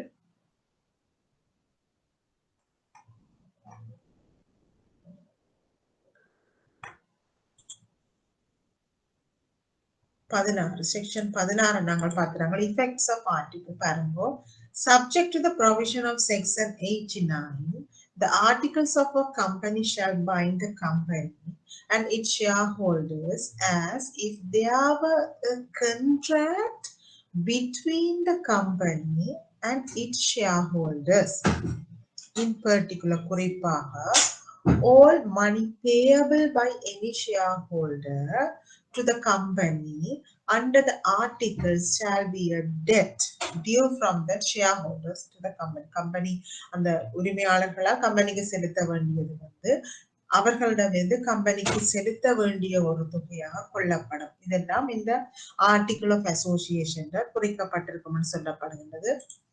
மேலதிக விவரங்கள் இவ்வாறு போகின்றது. அமைப்பக விதிகளில் குறிக்கோள்கள் பற்றிய கூற்றின் பயன் என்ன, அமைப்பக விதிகள் பிரி ஒன்றை பெறுவதற்கு பங்குதாரர்களுக்கான உரிமை என்ன, சில பிசினஸ் டெர்மினாலஜியா இருக்கலாம் பிள்ளைகள் டிரான்ஸ்லேஷன் செய்திருக்கிறார்கள் என்பன இவ்வளவும் தான் இந்த அமைப்பக விதிகளுடன் தொடர்பட்ட விடயங்களாக காணப்படுகின்றது.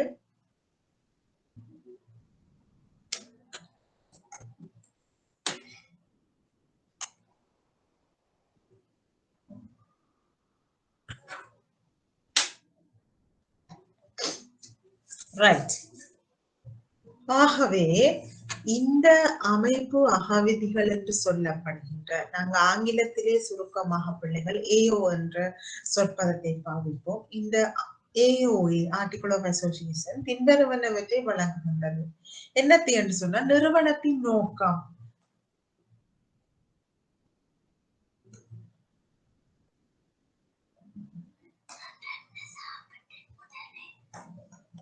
excuse me,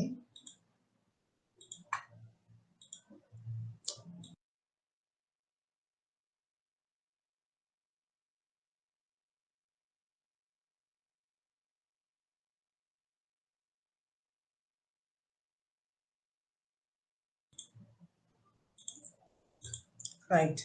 ஆகவே பிள்ளைகள் நிறுவனம் ஏதோ ஒரு நோக்கத்திற்காகத்தான் உருவாக்கப்பட்டிருக்கும். ஆகவே என்ன நோக்கத்திற்காக இந்த நிறுவனம் உருவாக்கப்பட்டது? உதாரணத்துக்கு பார்ப்போம். நாங்கள் ஒரு கார்மெண்ட்ஸ் என்று சொன்னால் அதனுடைய நோக்கம் ஆடைகளை தைத்து விற்பதனூடாக லாபத்தினை ஈட்டுதல்.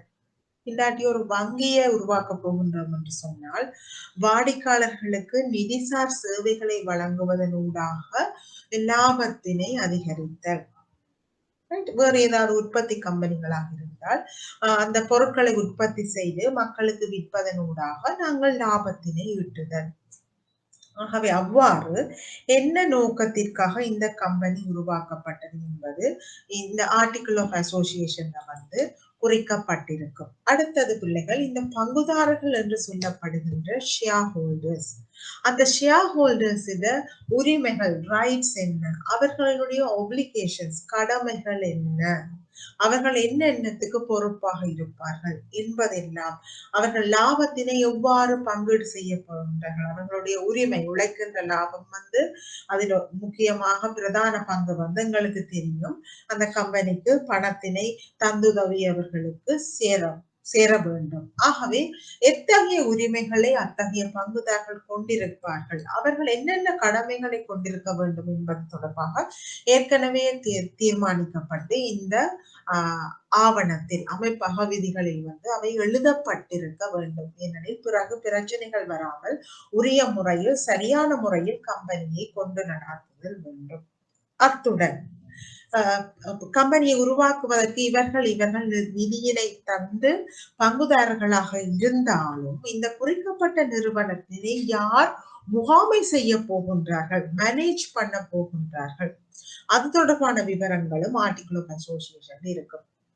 அத்துடன் யார் நிர்வகிக்க போகிறார்கள், வேலைகளை யார் செய்ய போகிறார்கள், நிர்வாகம் எவ்வாறு போகின்றது என்பதும் இருக்கும். உதாரணமாக பிள்ளைகள், பாரிய நிறுவனங்கள் என்று சொன்னால், குறிப்பாக நிதி நிறுவனங்கள், அதிலேயும் நாங்கள் ஒரு வங்கி என்று சொன்னால், அந்த வங்கிக்கு நான் அன்றைக்கு சொன்னது மாதிரி அந்த வங்கியை நிர்வகிப்பதற்கு சீஃப் எக்ஸிகியூட்டிவ் ஆபீசர் என்று சொல்லப்படுகின்ற, ஆங்கிலத்திலே சுருக்கமாக சிஇஓ என்று சொல்லுவோம், பிரதான நிறைவேற்று அதிகாரி காணப்படுவார். அவருக்கு கீழே வந்து கீ மேனேஜ்மெண்ட் பர்சனல் என்று சொல்லப்படுகின்ற பிரதான முகாமைத்துவ நபர்கள் காணப்படுவார்கள். ஒவ்வொரு துறைக்கும் பொறுப்பான அதிகாரிகளாக அவர்கள் காணப்படுவார்கள். ஆகவே அவர்கள் தான் இந்த வங்கியை நிர்வகிப்பார்கள். அதற்கு மேலதிகமாக இந்த வங்கியை வந்து மேற்பார்வை செய்து முகாமை செய்வதற்காக போர்ட் ஆஃப் டைரக்டர்ஸ் என்று சொல்லப்படுகின்ற இயக்குனர் சபை காணப்படும். இந்த இயக்குனர் சபையை பற்றி விரிவாக நாங்கள் இன்னும் ஒரு பிரிவிலே விரிவாக பார்க்க போகின்றோம் பிள்ளைகள். இந்த இயக்குனர் சபையில் எவ்வகையான இயக்குனர்கள், டைரக்டர்ஸ் காணப்படுகிறார்கள். இண்டிபெண்டன்ட் டைரக்டர்ஸ் இருப்பார்கள், டிபெண்டன்ட் டைரக்டர்ஸ் இருப்பார்கள். அவர்களுடைய பொறுப்புகள் என்ன, அவர்கள் எவ்வாறு வங்கிகளை மேற்பார்வை செய்கிறார்கள் என்பது தொடர்பாக நாங்கள் இன்னும் ஒரு பாடத்திட்டத்தில் நாங்கள் விரிவாக பார்ப்போம். ஆனால் இங்கே அமைப்பு அகவிதியில் சொல்லப்பட்டிருக்கும் இந்த குறிக்கப்பட்ட நிறுவனத்தினை யார் முகாமை செய்ய போகிறார்கள், யார் நிர்வகிக்க போகின்றார்கள். அடுத்த ரிப்பீட்டிஷன் ஒன்று வந்துட்டு பிள்ளைகள், அதுல ஒன்றை நீக்கி விடுங்க, ரெண்டும் ஒரே விஷயத்தில் தான் சொல்லுது, காப்பி பண்ணப்பட்டது. அடுத்தது பிள்ளைகள், இந்த அமைப்பு அகவிதிகள் நிறுவனம் மற்றும் அதன் பங்குதாரர்களுக்கு இடையிலேயே ஒரு ஒப்பந்தம் இருப்பதை போல பிணைக்கின்றன. இது இங்கே வந்து நான் வாசிக்கும் போதும் சொல்லப்பட்டிருந்தது. அதாவது பங்குதாரர்களுக்கும் நிறுவனத்திற்கும் இடையே ஒரு ஒப்பந்தம் இருப்பது போன்று சொல்லப்படுகிறது. இதனுடைய அர்த்தம் என்று சொன்னால், ஏனென்றால் இந்த அமைப்பு அகவிதி வந்து கொண்டிருக்கின்றது பங்குதாரர்களின் உரிமைகள் என்ன, ஆகவே அதுக்கு பங்குதாரர்கள் வந்து அங்கே சம்மதம் தெரிவித்திருப்பார்கள். இந்த சந்தர்ப்பத்தில் லாபம் வந்தால் நான் இவ்வளவு வீதத்தினை எனக்குரிய லாபமாக நான் பெற்றுக்கொள்வேன், அல்லது நட்டம் வந்தால் எவ்வாறு நான் அந்த நட்டத்தினை பொறுப்பேற்க போகின்றேன். சில வேளைகளில் நான் மேலதிகமாக காசினை இந்த நிறுவனத்துக்கு செலுத்த வேண்டியும் ஏற்படலாம், கடன்களை, அந்த நிறுவனத்தினால் பெறப்பட்ட கடன்களை திருப்பி செலுத்துவதற்கு. ஆகவே அத்தகைய என்னென்ன உரிமைகள் பங்குதாரர்கள் கொண்டிருக்கிறார்கள், அல்லது என்னென்ன வேலைகளுக்கு அவர்கள் பொறுப்பாக இருக்கின்றார்கள் என்பது தொடர்பான விடயங்கள் வந்து ஏற்கனவே அந்த பங்குதாரர்களுக்கு இடையிலும் இந்த நிறுவனத்தின் முகாமையாளர்கள் மற்றும் நிர்வாகிகளுக்கு இடையிலும் கலந்துரையாடப்பட்டு உடன்பட்டு இந்த ஆர்டிகிள் ஆஃப் அசோசியேஷன் கூறப்பட்டிருக்கும். அதனால் தான் இது சொல்கின்றது, இது நிறுவனத்திற்கும் அதன் பங்குதாரர்களுக்கும் இடையில் ஒரு ஒப்பந்தம் இருப்பதற்கான ஒரு சான்றுதான் இந்த ஆர்டிகிள்ஸ் ஆஃப் அசோசியேஷன். ஆகவேதான் இது ஒரு மிகவும் முக்கியமான ஒரு ஆவணமாக காணப்படுகின்றது. எந்த ஒரு நிறுவனம் என்று சொன்னார், அது பைனான்சியல் நிறுவனமாக இருக்கலாம், நான் பைனான்சியல் நிறுவனமாக இருக்கலாம், இதுக்கும் இந்த ஆர்டிகிள்ஸ் ஆஃப் அசோசியேஷன் மிகவும் முக்கியமானது. குறிப்பாக இந்த அமைப்பு அகவிதிகளின் கீழ் எந்த ஒரு பங்குதாரரும் நிறுவனத்திற்கு செலுத்த வேண்டிய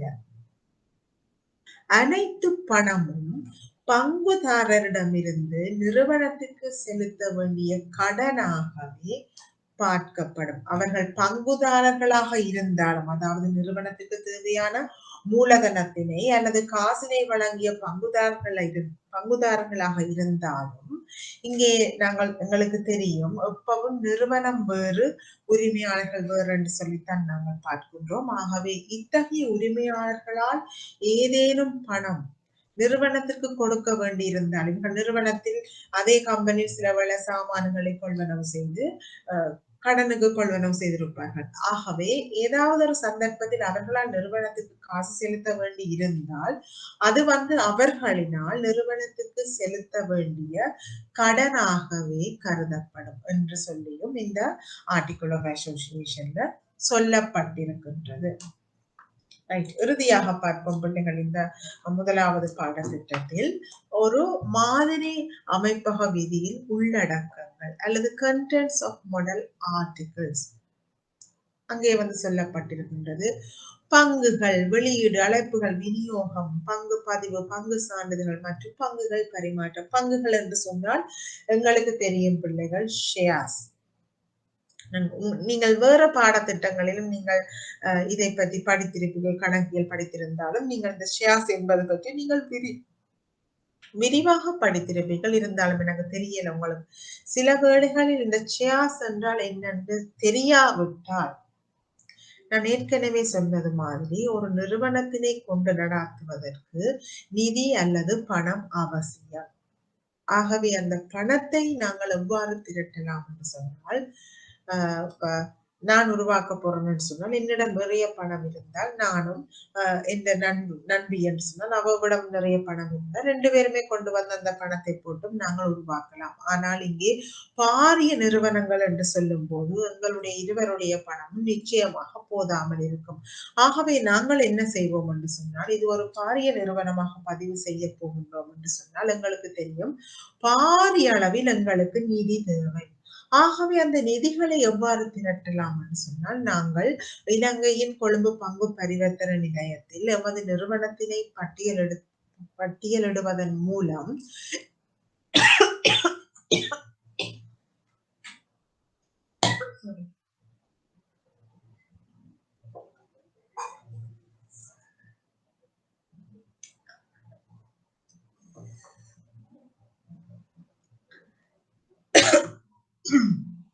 ஆகவே பிள்ளைகள், பங்கு பரிவர்த்தனை நிலையத்தில் எங்களுடைய நிறுவனத்தினை பட்டியலிடுவதன் மூலம் நாங்கள் என்ன செய்யலாம் என்று சொன்னால், இலங்கையில் உள்ள பொதுமக்களிடம் இருந்தும் நாங்கள் எமது நிறுவனத்திற்கு தேவையான நிதியினை பெற்றுக் கொள்ளலாம். ஆகவே இங்கு பங்குகள் என்பது பங்கு பத்திரத்தினை குறிக்கின்றது. ஆகவே இங்கு நிறுவனத்தினால் தீர்மானிப்பார்கள், எங்களுக்கு மூலதனம் தேவை, உதாரணமாக எங்களுக்கு ஒரு 10 மில்லியன் பணம் தேவை. ஆகவே அந்த 10 மில்லியனை நாங்கள் பொதுமக்களிடம் இருந்து கொஞ்சம் கொஞ்சமாக உள்ள காசினை வைத்திருப்பவர்களிடமிருந்து பணத்தினை திரட்ட போகின்றோம். ரைட்? அந்த 10 மில்லியனையும் ஒருவரிடமோ இருவரிடம் இருந்து பெறாமல் பல மக்களிடம் இருந்து பெறப்போகின்றோம். ஆகவே அதை சிறிதாக உடைத்து உதாரணமாக ஒரு பங்கின் விலை 100 ரூபாய் என்று போடுகின்றோம். ஆகவே இவ்வாறு இந்த 100 ரூபாய் பங்குகளை பல்வேறுபட்ட பொதுமக்களுக்கு நாங்கள் விற்பதன் ஊடாக நாங்கள் எமக்கு தேவையான பணத்தினை பெறலாம். ஆகவே இந்த பங்குகள் அல்லது ஷேர்ஸ் என்றது பிள்ளைகள் ஒரு சர்டிபிகேட்டை தான் குறிக்கின்றது. அந்த சர்டிபிகேட்ல ஒரு பங்கின் விலை எவ்வளவு என்று குறிக்கப்பட்டிருக்கும். நானோ நீங்களோ கொழும்பில் இலங்கையில் உள்ள ஸ்டாக் புரோக்கர்ஸ் என்று சொல்லப்படுகின்ற பங்கு தரகர்களின் ஊடாக நாங்கள் சொல்லுவோம். சில வேளைகளில் நாங்கள் 500 பங்குகளை கொள்வனம் செய்ய போகின்றோம் என்று சொன்னால் ஒரு பங்கின் விலை 100 ரூபாய் என்று சொன்னால் 500 தர 100 நாங்கள் அதற்குரிய பணத்தினை செலுத்த வேண்டும். அவர்கள் எங்களுக்கு அந்த சர்டிபிகேட் ஆஃப் ஷேர்ஸ் பங்கு சான்றிதழை எங்களுக்கு தருவார்கள். அதுதான் சட்ட ரீதியான ஆவணமாக கருதப்படும். ஆகவே பிள்ளைகள் இந்த ஆர்டிகிள் ஆஃப் அசோசியேஷனும் இவற்றை உள்ளடக்கி இருக்கும். பங்குகள் தொடர்பான விவரங்களினை நிறுவனம் எவ்வளவு பங்குகளை வெளியீடு செய்கின்றது, ஆரம்பத்தில் அதிலே எவ்வளவு பங்குகளை அழைத்து பொதுமக்களிடமிருந்து பணத்தினை பெறப் போகின்றது, எவ்வாறு பங்குகளை விநியோகம் செய்ய போகின்றது, எவ்வாறு பதிவு செய்ய போகின்றது, பங்கு சான்றிதழ்கள் எவ்வாறு காணப்படும் மற்றும் வேறு ஏதாவது இந்த நிறுவனத்தினுடைய பங்கு தொடர்பான விவரங்கள் எல்லாமே இந்த ஆர்டிகிள் ஆஃப் அசோசியேஷன்ல அல்லது இந்த அமைப்பு அகவிதிகள்ல உள்ளடக்கப்பட்டிருக்கும். அடுத்தது பங்குதாரர்களின் கூட்டங்கள், ஷேர் ஹோல்டர்ஸ் மீட்டிங்ஸ். இது எவ்வாறு இந்த கூட்டங்கள் நடாத்தப்பட போகின்றது, அதற்குரிய விதிமுறைகள் என்ன, ரூல்ஸ் என்ன, அறிவிப்புகள். எங்களுக்கு தெரியும் எந்த ஒரு கூட்டமும் திடீரென்று கூட்ட முடியாது. அதுக்கு ஒரு குறிக்கப்பட்ட கால எல்லை கொடுத்து எங்களுடைய நிறுவனத்திற்கு காசினை தந்துதவிய அனைத்து பங்குதாரர்களுக்கும் நாங்கள் இந்த திகதி கூட்டம் கூட்ட போகின்றோம், பொதுக்கூட்டம் கூட்ட போகின்றோம் என்ற அறிவிப்பினை அவர்களுக்கு வழங்குதல் வேண்டும். ஆகவே அந்த அறிவிப்புகள் எவ்வாறு வழங்கப்பட வேண்டும் என்பது தொடர்பான விவரங்கள், கூட்டங்களை நடத்தும் முறை, அதாவது வருடாந்த பொதுக்கூட்டமோ அல்லது விசேட பொதுக்கூட்டமோ எவ்வாறு நடத்த போகின்றோம். நான் நினைக்கிறேன் இன்றைய காலத்தில் சில வேளைகளில் ஆன்லைனில் ஊடாக கூட நடாத்தலாம். பங்கு பெற்ற வேண்டிய ஆக குறைந்த அங்கத்தவர்களின் எண்ணிக்கை, இதைத்தான் நாங்கள் கோரம் என்று சொல்லுவோம். கோரம் என்றா பிள்ளைகள் ஒரு கூட்டம் செல்லுபடியானதாக கருத வேண்டும் என்று சொன்னால் அந்த கூட்டத்திற்கு சமூகம் அளிக்க தகுதியானவர்களில் ஆக குறைந்த இத்தனை பேர் சமூகம் அளித்தால் தான் இந்த மீட்டிங்கையே நடத்தலாம் என்று சொல்லப்படுகின்றது. ஆகவே அத்தகைய ஆக குறைந்த அங்கத்தவர்களின் எண்ணிக்கை எத்தனை என்பது தொடர்பான விவரமும் இதிலே காணப்படும். அத்துடன் தலைவர் யார், பிரசிடென்ட் இந்த மீட்டிங்குக்கு ஏதாவது தொடர்பான தீர்மானங்கள் எடுக்கப்பட வேண்டும் என்று சொன்னால் எங்களுக்கு தெரியும் பங்குதாரர் கூட்டங்களில் voting's கொடுத்து தான் சில தீர்மானங்களை நிறைவேற்றுவார்கள். நாங்கள் ஜனாதிபதியை தெரிவதற்கு ஓட் செய்வது மாதிரி இங்கே எங்களுடைய நிறுவனம் தொடர்பான சில தீர்மானங்களுக்கும் நாங்கள் பங்குதாரர்களாக இருந்தால் நாங்கள் ஓட்ஸ் போட வேண்டும். ஆகவே அத்தகைய வாக்களிப்புகள் எவ்வாறு இடம்பெறும் என்பது தொடர்பான விவரங்கள், வேறு ஏதாவது பிரதிநிதிகள் ரெப்ரசன்டேட்டிவ்ஸ் நாங்கள் அழைக்க போகின்றோமா அது தொடர்பான விவரங்கள், கூட்ட அறிக்கைகள் மினிட்ஸ் எவ்வாறு யாரால் எழுதப்படும் என்பது தொடர்பான விவரங்கள் எல்லாம் இந்த அமைப்பக விதிகளில் உள்ளடக்கப்பட்டிருக்கும். அடுத்தது இயக்குநர்கள் மற்றும் செயலாளர்கள் பற்றிய விவரம். இயக்குனர் சொன்னால் போர்ட் ஆஃப் டைரக்டர்ஸ், இயக்குனர் சபையில் உள்ள இயக்குநர்கள் யார், செயலாளர் என்பது சொன்னால் அந்த கம்பெனி செக்ரட்டரி, இந்த நிறுவனத்துக்குரிய செயலாளர் யார். நியமனம், இவர்களுடைய நியமனம், இவர்கள் எந்த சந்தர்ப்பத்தில் இவர்களை நீக்குதல், இவர்களுக்கு எவ்வகையான அதிகாரங்கள் மற்றும் கடமைகளை வழங்குதல், எவ்வாறு கூட்ட நடைமுறைகளை மேற்கொள்ள வேண்டும், தலைவரை எவ்வாறு தெரிவுவது, அறிவிப்புகளை எவ்வாறு வழங்குவது, பங்கு பெற்ற வேண்டிய ஆக குறைந்த அங்கத்தவர்கள் எண்ணிக்கை. ஆகவே இவ்வாறான பல்வேறுபட்ட விவரங்களும் இந்த அமைப்பு அகவிதிகளில் உள்ளடக்கப்படும். இவை எல்லாவற்றுக்கும் மேலாக பிள்ளைகள் நிறுவனம் என்று சொன்ன எங்களுக்கு தெரியும் கட்டாயம் கணக்குகளை தயாரித்து வழங்குதல் வேண்டும். இந்த நிறுவனத்தை நம்பி யாரோ காசு தந்திருக்கின்றார்கள். ஆகவே அந்த காசு தந்தவர்களுக்கு நிறுவனம் வந்து டிரான்ஸ்பரண்டா இருக்க வேண்டும், வெளிப்படையாக இருக்க வேண்டும். ஆகவே அவர்கள் எங்களை நம்பி தந்த அந்த பணத்தை நாங்க என்ன செய்த நாங்கள் என்று அவர்களுக்கு நாங்கள் கணக்குகளை தயாரித்து வழங்குதல் வேண்டும். ஆகவே இத்தகைய கணக்குகளை தயாரித்தல், பராமரித்தல், இவர்களால் தயாரிக்கப்பட்ட கணக்குகள் வந்து சரியான முறையில் ஏற்புடைய கணக்கியல் நியமங்களுக்கு ஏற்ப தயாரிக்கப்பட்டிருக்கின்றது என்று சொல்லி கணக்காய்வாளர்களினால் இவ்வாறு கணக்காய்வுகள் மேற்கொள்ளப்பட வேண்டும், அல்லது எந்த சந்தர்ப்பத்தில் இந்த கணக்குகள் வந்து கணக்காய்வுக்கு உட்படுத்தப்பட வேண்டும். நாங்கள் பார்த்தாங்க இன்டர்னல் ஆடிட், எக்ஸ்டர்னல் ஆடிட் இருக்கின்றது. இது இன்னும் ஒரு நாள் நாங்கள் விரிவாக பார்ப்போம், இரண்டுக்கும் இடையில் உள்ள வேறுபாடுகள். ஆகவே பிறகு இந்த நிதி அறிக்கைகள், ஆடிட் செய்யப்பட்ட, கணக்காய்வு செய்யப்பட்ட நிதி அறிக்கைகள் அல்லது அன்ஆடிட்டட், கணக்காய்வுக்கு உட்படுத்தப்படாத கணக்கறிக்கைகள் எவ்வாறு பொதுமக்களுக்கு தயாரித்து வழங்கப்படுகின்றது என்பது தொடர்பான விவரங்களும் பிள்ளைகள் இந்த ஆர்டிகிள்ஸ் ஆஃப் அசோசியேஷன்ல வந்து உள்ளடக்கப்பட்டிருக்கும். ஏதாவது ஒரு சந்தர்ப்பத்தில் நிறுவனம் கலைப்புக்குள்ளாக போகுது என்று சொன்னால் இந்த நிறுவனத்தினை எவ்வாறு கலைத்தல் அல்லது எவ்வாறு பதிவேட்டில் இருந்து நீக்குதல் என்பது தொடர்பான விவரங்களும் உள்ளடக்கப்பட்டிருத்தல் வேண்டும். இதனை விட வேறு ஏதாவது நிறுவனத்துடன் தொடர்பட்ட விவரங்களும் வந்து இந்த அமைப்பு அகவிதிகளில் உள்ளடக்கப்பட்டிருக்கும். உதாரணமாக வேறு ஏதாவது மெயின்டைன் பண்ணப்பட வேண்டிய ஆவணங்கள், டாக்குமெண்ட்ஸ், வேறு ஏதாவது தொடர்புள்ள டாக்குமெண்ட்ஸ் என்னென்ன டாக்குமெண்ட்ஸ் இந்த குறிக்கப்பட்ட நிறுவனத்துக்கு தேவைப்படுகின்றது. பங்குதாரர்கள் மற்றும் இயக்குநர்கள் உரிமைகள், ஆவணங்கள், நிறுவனத்தின் பெயர்கள், இன்சூரன்ஸ் ஏதாவது இருந்தால் அது தொடர்பான டாக்குமெண்ட்ஸ், வேறு ஏதாவது கம்பன்சேஷன் இருந்தால் அவை தொடர்பான ஆவணங்கள் எல்லாமே பராமரிக்கப்பட வேண்டும் என்று சொல்லி அது தொடர்பான விவரங்களும் கூட இந்த அமைப்பக விதிகளில் உள்ளடக்கப்பட்டிருக்கும். ஆகவே இவ்வளவும் தான் பிரதானமாக நீங்க தெரிந்திருக்கப்பட வேண்டிய விஷயம் இந்த ஆர்டிகிள் ஆஃப் அசோசியேஷனின் உள்ளடக்கங்கள் என்று சொல்கின்ற போது.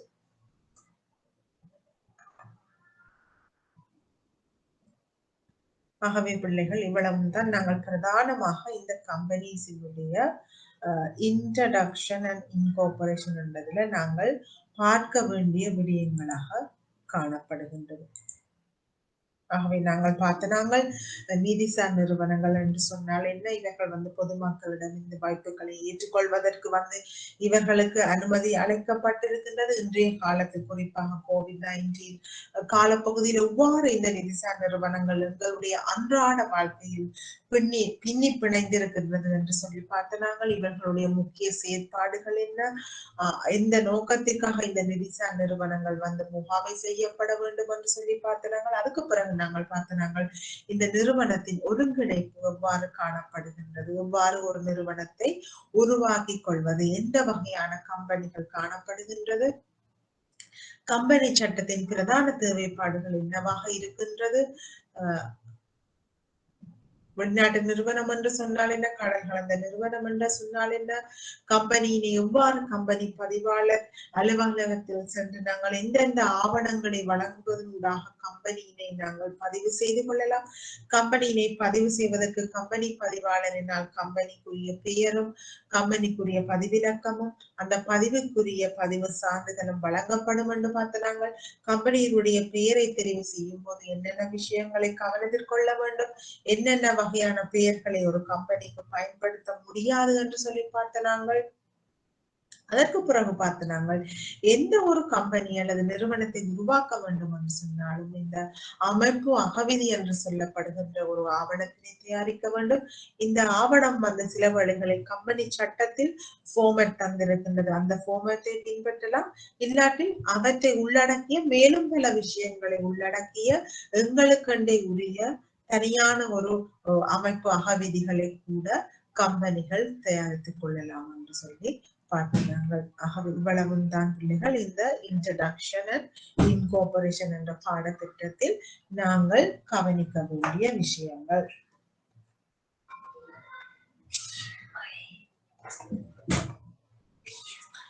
இப்ப உங்களுக்கு ஏதாவது சந்தேகங்கள் இருந்தால் நீங்கள் கேட்கலாம் பிள்ளைகள்.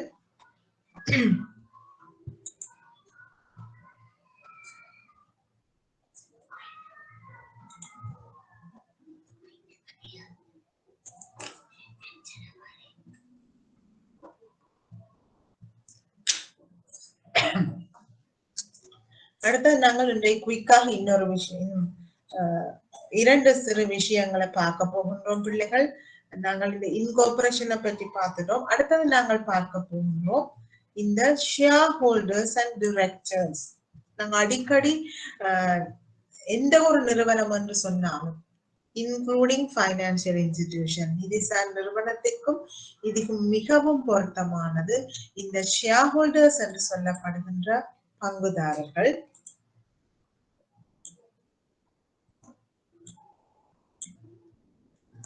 அதே மாதிரி அடுத்த பிரதானமான பகுதியினர் இந்த டிரெக்டர்ஸ் என்று சொல்லப்படுகின்ற இயக்குநர்கள்.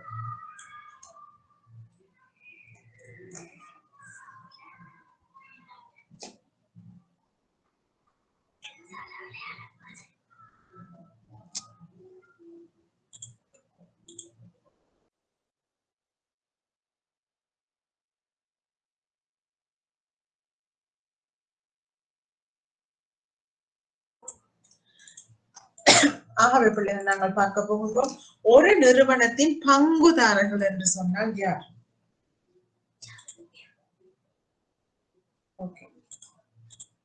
பங்குதாரர்கள் என்று சொன்னால் ஆங்கிலத்திலே நாங்கள் ஷேர் ஹோல்டர்ஸ் என்று சொல்லுவோம்.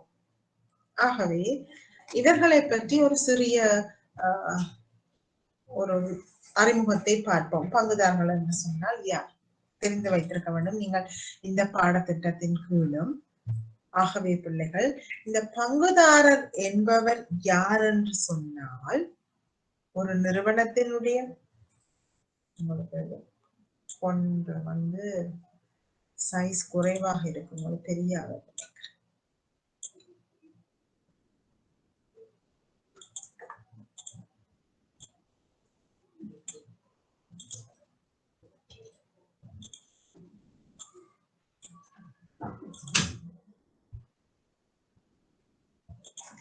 ரைட். ஆகவே இந்த ஒரு நிறுவனத்தினுடைய ஷேர் ஹோல்டர்ஸ் யார் என்று சொன்னால், பங்குதாரர் என்பவர் ஒன்று அல்லது அதற்கு மேற்பட்ட பங்குகளை வைத்திருப்பவராக பங்கு பதிவேட்டில் பெயர் உள்ளிடப்பட்ட ஒருவர். நாங்கள் ஏற்கனவே பார்த்த நாங்கள் பழைய பாடத்திட்ட முதலாவது பாடத்திட்டத்துல இந்த ஷேர்ஸ் என்று சொன்னால் என்ன அல்லது இந்த பங்குகள் என்று சொன்னால் என்ன என்று நான் கூறியிருக்கின்றேன். அந்த பங்கு ஒவ்வொன்றிற்கும் பங்கு சான்றிதழ் காணப்படும். அதிலே ஒரு பங்கின் பெறுமதி எவ்வளவு என்றும் கூறப்பட்டிருக்கும். உதாரணமாக நான் சொன்னால் அந்த குறிக்கப்பட்ட எக்ஸ் என்ற கம்பெனியினுடைய பங்கு ஒன்றின் விலை 100 ரூபாய். ஆகவே இந்த பங்குதாரர் அல்லது ஷேர் ஹோல்டர் என்று சொன்னால் யார் என்று சொன்னால், அந்த 100 ரூபாய் பெறுமதியான பங்கு ஒன்றை கொள்வனவு செய்தவர் அல்லது ஒன்றுக்கும் மேற்பட்ட, சில வேளைகளில் 5 பங்கினை 500 ரூபாய்க்கு கொள்வனவு செய்திருக்கிறார். சில வேளைகளில் 5000 பங்கினை அவர் கொள்வனவு செய்திருக்கலாம். சில வேளைகளில் 10,000 பங்கினை கொள்வனவு செய்திருக்கலாம். ஆனால் ஆக குறைந்தது நீங்களோ நானோ எந்த ஒரு கம்பெனியிலாவது ஒரு பங்கினையாவது நாங்கள் கொள்வனவு செய்தவர்களாக இருந்தால் நாங்கள் ஷேர் ஹோல்டர் என்று சொல்லி அழைக்கப்படுவோம். அதுதான் இங்கே ஷேர் ஹோல்டர்ஸ் என்று சொன்னால், அந்த கம்பெனியினால் வழங்கப்பட்ட பங்கில் அநேகமாக ஒன்று வாங்க மாட்டோம் பிள்ளைகள், எப்படியும் ஒரு குறிக்கப்பட்ட அளவு தொகை தான் வாங்குவோம். இருந்தாலும் அட்லீஸ்ட் நீங்க ஒரு பங்கையாவது வைத்திருந்தால், சில வேளைகளில் 500 பங்குகளை கொள்வனவு செய்துவிட்டு 499 பங்கை நாங்கள் விற்பனை செய்துவிட்டு ஒரு பங்கை மட்டும் வைத்திருக்கின்றோம் என்று சொன்னாலும் ஸ்டில் நாங்கள் அந்த கம்பெனிக்குரிய பங்குதாரராகத்தான் கருதப்படுவோம். ஆகவேதான் சொல்லப்படுகின்றது ஒன்று அல்லது அதற்கு மேற்பட்ட பங்குகளை வைத்து இருப்பவராக அந்த குறிக்கப்பட்ட கம்பெனியினுடைய பங்கு பதிவேட்டில் பெயர் உள்ளிடப்பட்ட எவருமே பங்குதாரர்களாக கருதப்படுவார்கள். ஆகவே நீங்க யோசிக்க வேண்டும். இங்கே வந்து மிஸ் பங்கு பதிவேட்டை பற்றி கலைக்கலாம். ஷேர்ஸ் ரெஜிஸ்டர் நாங்க ஏற்கனவே பார்த்தனாங்க இந்த அமைப்பு அகவிதியிலும் இந்த பங்குகளை பற்றிய விவரங்கள் பதியப்பட்டிருக்க வேண்டும் என்று சொல்லப்படுகின்றது.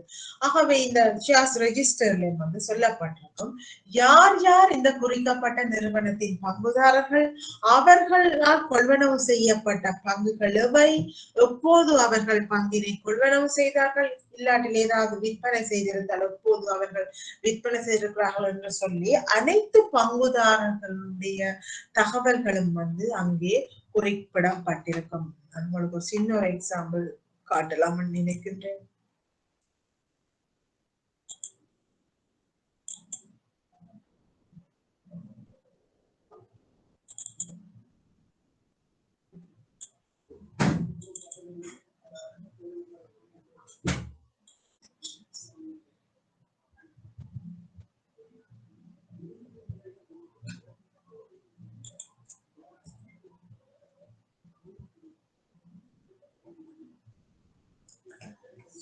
சொல்கிறார்கள் number of shareholders representing the public holding votings உரிமை அளிக்கக்கூடிய வாக்களிப்பில் கலந்து கொள்ளக்கூடிய பங்குகளை கொண்டிருப்பவர்கள் 2020ஆம் ஆண்டு 8499 பேர் பங்குதாரர்களாக காணப்பட்டிருக்கிறார்கள் HNB பேங்கில். ரைட்? இவ்வாறு ஒவ்வொரு நிறுவனத்திற்கும் அதிக அளவிலான பங்குதாரர்கள் காணப்படுவார்கள். பிள்ளைகள் பெருப்பிக்க வேண்டியது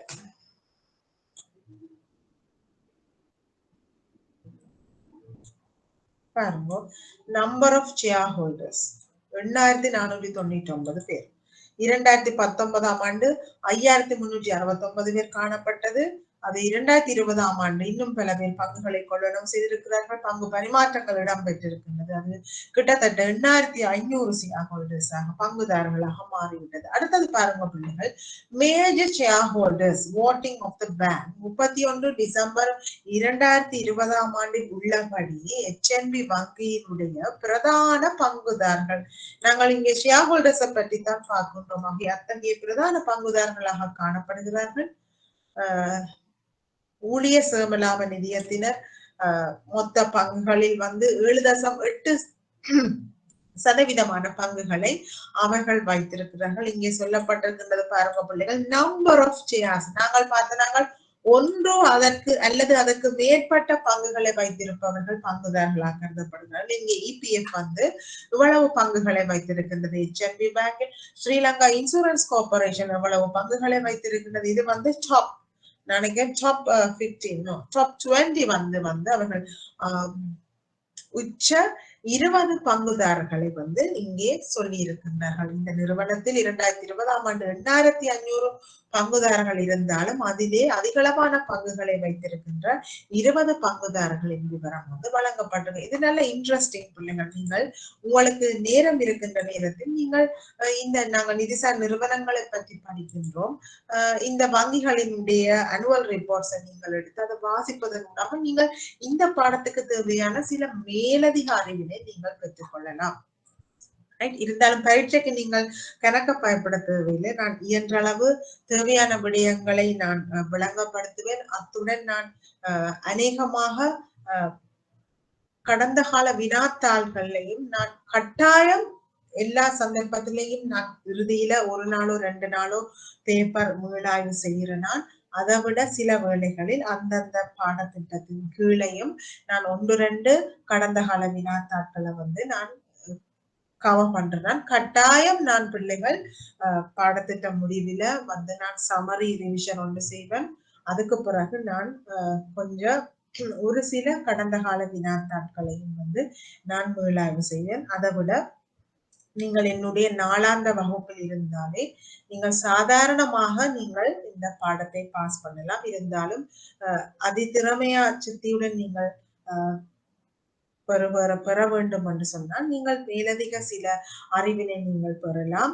இந்த சில வங்கிகளினுடைய அனுவல் ரிப்போர்ட்ஸை நீங்கள் வாசிக்கலாம். நான் எப்பவும் குறிக்கப்பட்ட பாடத்திட்டத்துடன் தொடர்புடைய அடிஷனல் மேலதிக ரிஃபரன்ஸை வந்து நான் எப்பவும் நான் விளங்கப்படுத்தி கொண்டுதான் போவது. இப்போ ரேஷியோ அனாலிசிஸ் என்று சொன்னால் நான் அதை சில உண்மையான வங்கிகளினுடைய ரேஷியோஸ் எப்படி காணப்படுது என்று சொல்லி அதனுடன் ஒப்பீடு செய்துதான் நான் சாதாரணமாக என்னுடைய பாடத்திட்டத்தை கொண்டு செல்வது என்னுடைய வழக்கம்.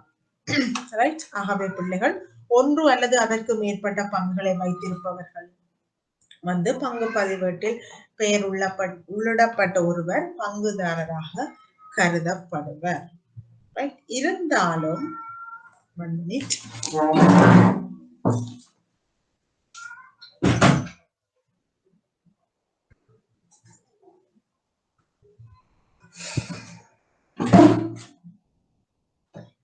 பிள்ளைகள் பங்கு பதிவேட்டில் பெயர் உள்ளிடப்படும் வரை பின்வருவனவோரும் பங்குதாரராக கருதப்படுவர். நாங்கள் மேலே பார்த்தது பிள்ளைகள், பங்கு பதிவேட்டில் பெயர் பதியப்பட்ட ஒருவர் பங்குதாரராக நிச்சயமாக கருதப்படுவார். ஆனால் சில சந்தர்ப்பத்தில் அவர் பங்கு பதிவேட்டில் பதியப்படவில்லை பங்குதாரராக, ஆனால் அவரும் வந்து ஷேர் ஹோல்டராக கருதப்பட வேண்டும். ஆகவே பிள்ளைகள், அது எந்த சந்தர்ப்பத்தில் என்று சொன்னால்,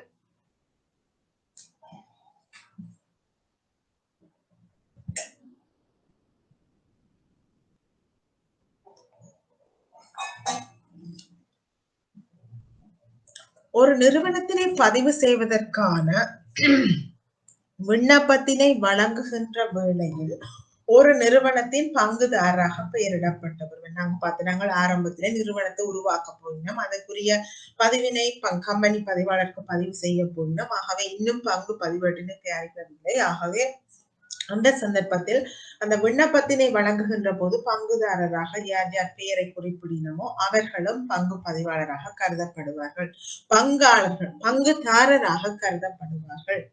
ஒருங்கிணைப்பு திட்டத்தின் கீழ் பங்கு பதிவேட்டில் தனது பெயரை பதிவு செய்து வைத்திருப்பதற்கு உரிமையுள்ள யாருமே பங்குதாரராக கருதப்படுவார்கள். இன்னொரு சந்தர்ப்பத்தில் ஒரு பங்கு ஒருவருக்கு மாற்றப்பட்டது மற்றும் அவருடைய பெயர் இருக்க வேண்டும், ஆனால் இல்லை. உதாரணமாக, என்னோட 500 பங்குகள் இருக்கின்றது. நான் அதில் 250 பங்குகளை எனது சகோதரர்களுக்கு வித்து விட்டேன். ஆனால் என்னுடைய பெயர் தான் இன்னும் பங்கு பதிவேட்டில் காணப்படுகிறது. என்னுடைய சகோதரரின் பெயர் இன்னும் பதிவு செய்யப்படவில்லை என்று சொன்னால் என்னுடைய சகோதரரும் இந்த பங்குதாரராகத்தான் கருதப்பட வேண்டும். ஏனென்றால் அவர் பங்குகளை வாங்கிட்டார், ஆனால் இன்னும் பங்கு பதிவேட்டில் பெயரிடப்படவில்லை. ஆனால் அவரும் ஒரு பங்குதாரராக கருதப்படுவார். பங்கில் ஒரு அறக்கட்டளையின் அறிவிப்பு உள்ளிடப்பட்டால் அத்தகைய நன்மை பெறும் நபர், ஏதாவது ட்ரஸ்டீஸ் என்று சொன்னால் அந்த ட்ரஸ்டீஸில் இருந்து யாருக்கு அந்த பெனிஃபிட்ஸ் நன்மை போக போகின்றதோ அவர்களும் இந்த பங்குதாரர்களாக கருதப்படுவார்கள். அடுத்தது பிள்ளைகள், பங்குகள் மாற்றப்பட்டதன் காரணமாக பங்குகளை வைத்திருக்கும் ஒரு நபரின் பெயரை எந்த ஒரு சந்தர்ப்பத்திலாவது உள்ளிட தவறு இருந்தால்,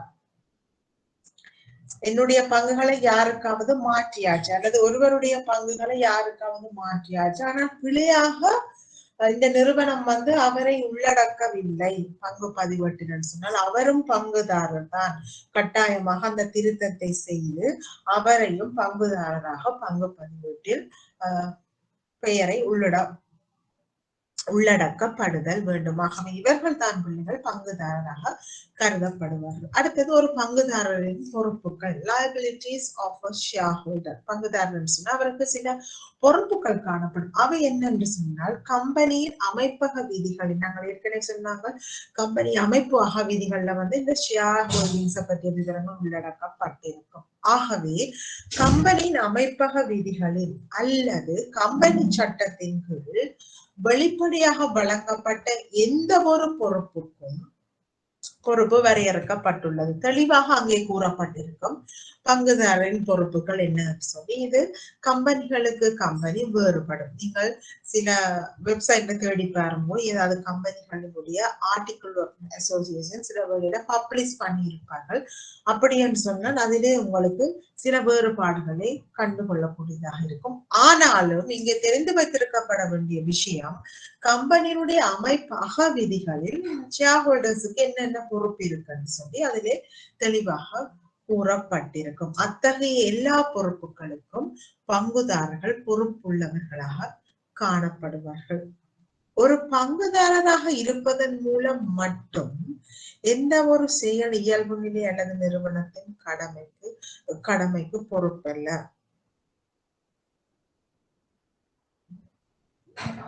அப்ப ஒரு ஷேர் ஹோல்டராக மட்டும் இருப்பதனால் தான் அவர்கள் இந்த கம்பெனிக்கு பொறுப்பாக இல்லை. சாதாரணமாகவே அவர்கள் பொறுப்பு வாய்ந்தவர்களாகத்தான் காணப்படும்.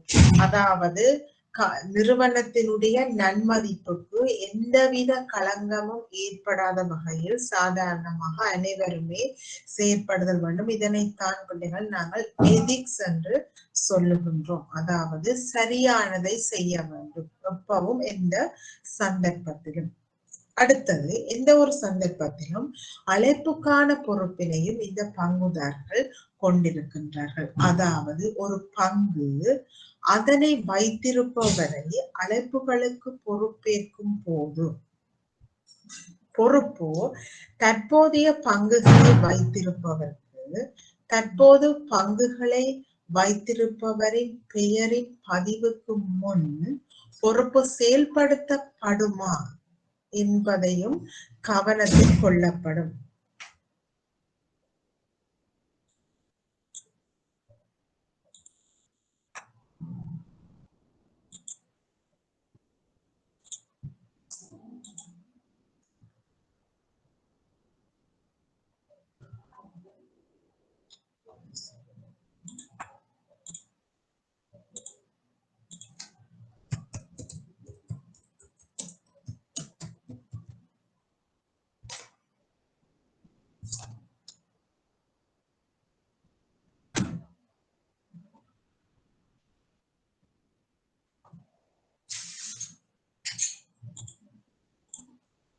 என்னண்டா பிள்ளைகள், பங்குகளை நாங்கள் ஞாபகம் இருக்குது எனக்கு,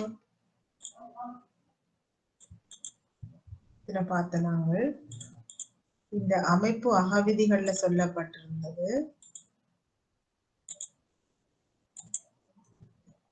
பாருங்க, வெளி பங்குகள் ஆரம்பத்திலே இவர்கள் தீர்மானித்திருப்பார்கள் எவ்வளவு பங்குகள், ஸ்டேட்டட் கேபிட்டல், இவர்கள் இந்த கம்பெனிக்கு எவ்வளவு பங்குகளை கம்பெனியிட காலப்பகுதியில் வழங்க போகிறார்கள்.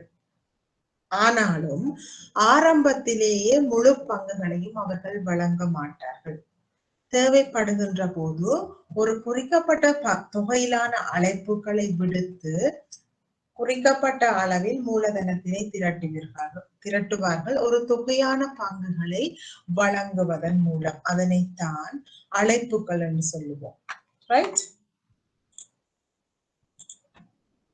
ஆகவே இங்கே சொல்லப்படுகின்றது, அத்தகைய அழைப்புகளுக்கான பொறுப்பினையும் இந்த பங்குதாரர்கள் கொண்டிருக்கிறார்கள். அழைக்கப்படுகின்ற போது பங்குகளை கொள்வனவு செய்வதற்கு. எங்களுக்கு தெரியும் பிள்ளைகள், இப்ப உதாரணமாக நாங்கள் ஒரு கம்பெனியில் பங்குகளை கொள்வனவு செய்திருக்கின்றோம் என்று பார்ப்போம். சில வேளைகளில் இந்த பங்குகளில் பல்வேறுபட்ட வகையான உப கேரக்டரிஸ்டிக் இயல்புகளும் காணப்படுகின்றது. உதாரணமாக நாங்கள் சொல்லுவோம் ரைட் இஷ்யூஸ், சில வேளைகளில் உரிமை பங்குகள், சில வேளைகளில் வாரண்ட் இஷ்யூஸ் என்று சொல்லுவார்கள். ஆகவே அத்தகைய சந்தர்ப்பங்களில் சில வேளைகளில் இந்த கம்பெனிகள் சொல்லும் கம்பெனிக்கு மேலதிகமாக மூலதனம் தேவைப்படுகின்றது. அந்த சந்தர்ப்பத்தில் என்ன சொல்லும் என்று சொன்னால், ஏற்கனவே பங்குகளை வைத்திருக்கின்ற பங்குதாரர்களுக்கு கம்பெனி சொல்லும், ஒவ்வொரு பங்குகளையும் வைத்திருக்கின்ற உங்களுக்கு மேலதிகமாக இன்னும் 2 பங்குகளை நாங்கள் தரப்போகின்றோம். அதனை நீங்கள் கொள்வனவு செய்வதற்கு உங்களுக்கு சம்மதமா என்று சொல்லி அந்த வகையினூடாகவும் அவர்கள் அந்த மேலதிக பங்குகளை கொள்வனவு செய்வார்கள். சில வேளைகளில் என்ன செய்வார்கள் என்று சொன்னால், பங்குதாரர்களுக்கு இந்த கம்பெனிகள் இலாபத்தினை பகிர்ந்தளிக்க வேண்டும். சில வேளைகளில் போதிய அளவு பணப்புழக்கம் கம்பெனி இல்லாவிட்டால் கம்பெனி என்ன செய்யும் என்று சொன்னால், இந்த டிவிடெண்ட் என்று சொல்லுவோம், பங்கு லாபம். அந்த பங்கு லாபங்களை டிவிடெண்டுக்கு பதிலாக இவர்கள் என்ன செய்வார்கள் என்றால் பங்குகளாக வழங்குவார்கள். இவையெல்லாம் இந்த பங்குகள் தொடர்பான சில உப இயல்புகள். ஆகவே இங்கே பங்குகள் அழைப்புகளுக்கு உள்ளாகுகின்ற போது அதனை கொள்வனம் செய்வதற்குரிய பொறுப்பும் பங்குதாரருக்கு காணப்படுகின்றது. செலுத்த வேண்டிய அனைத்து அல்லது ஒரு பகுதி பங்குகள் வழங்கப்பட்ட நபருக்கு திருப்தி அடையாத பொறுப்பாக இருக்கும் போது அந்த சந்தர்ப்பங்களில் தான் பிள்ளைகள் இந்த அழைப்புகளுக்கான பொறுப்பு பங்குதாரர்களுக்கு காணப்படுகிறது என்று சொல்கிறார்கள். இப்ப சில வேளைகளில் நாங்கள் பங்குகளை கொள்வனவு செய்தால் கட்டாயமாக அந்த பங்குகளுக்குரிய பணத்தினையும் நாங்கள் செலுத்த வேண்டும். சில வேளைகளில்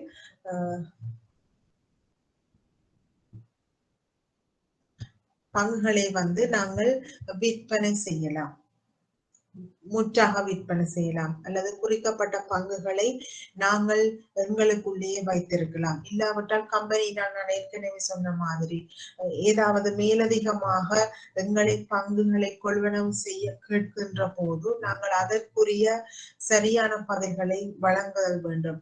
சில வேளைகளில் நான் பார்த்திருக்கின்ற அனுபவத்தில் சில நிறுவனங்கள் பாரியளவான பங்குகளை குறிக்கப்பட்ட கம்பெனிகளில் வைத்திருக்கும். ஆனால் அவர்கள் கேட்பார்கள், நாங்கள் எங்களுக்கு மேலதிக மூலதனம் தேவை, ஆகவே நீங்கள் எங்களோட ரைட் இஷ்யூவை நீங்கள் ஏற்றுக்கொள்கிறீர்களா என்று சொன்னால் இவர்கள் சில வேளைகளில் ஓம் என்று சொல்லி அந்த மேலதிக பங்குகளை இவர்கள் கொள்வனவு செய்வார்கள். இல்லாவிடில் சில சந்தர்ப்பங்களில் இவர்களால் நோ இல்லை, எங்களுக்கு மேலதிக பங்குகள் தேவை இல்லை என்று சொல்லி கூட இவர்கள் தெரிவித்திருப்பதையும் நான் கண்டிருக்கின்றேன். சில வேளைகளில் என்ன செய்வார்கள் என்று சொன்னால், அத்தகைய மேலதிக பங்குகளை இவர்கள் வேறு சில பங்குதாரர்களுக்கும், இதிலே ஆர்வம் உள்ள அல்லது விரும்புகின்ற சில பங்குதாரர்களுக்கும் அந்த பங்குகளை விற்றிருப்பதையும் நான் கண்டிருக்கின்றேன்.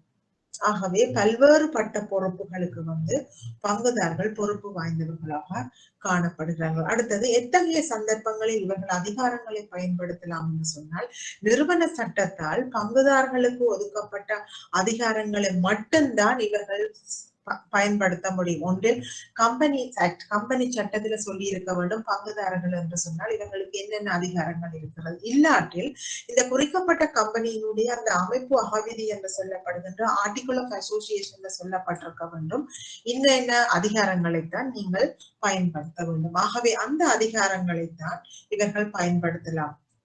எங்கே என்று சொன்னால், பங்குதாரர்களின் ஒரு கூட்டம் நடக்கின்ற போது சில வேளைகளில் இவருக்கு voting powers அதாவது வாக்களிக்கின்ற உரிமை இருக்கலாம்.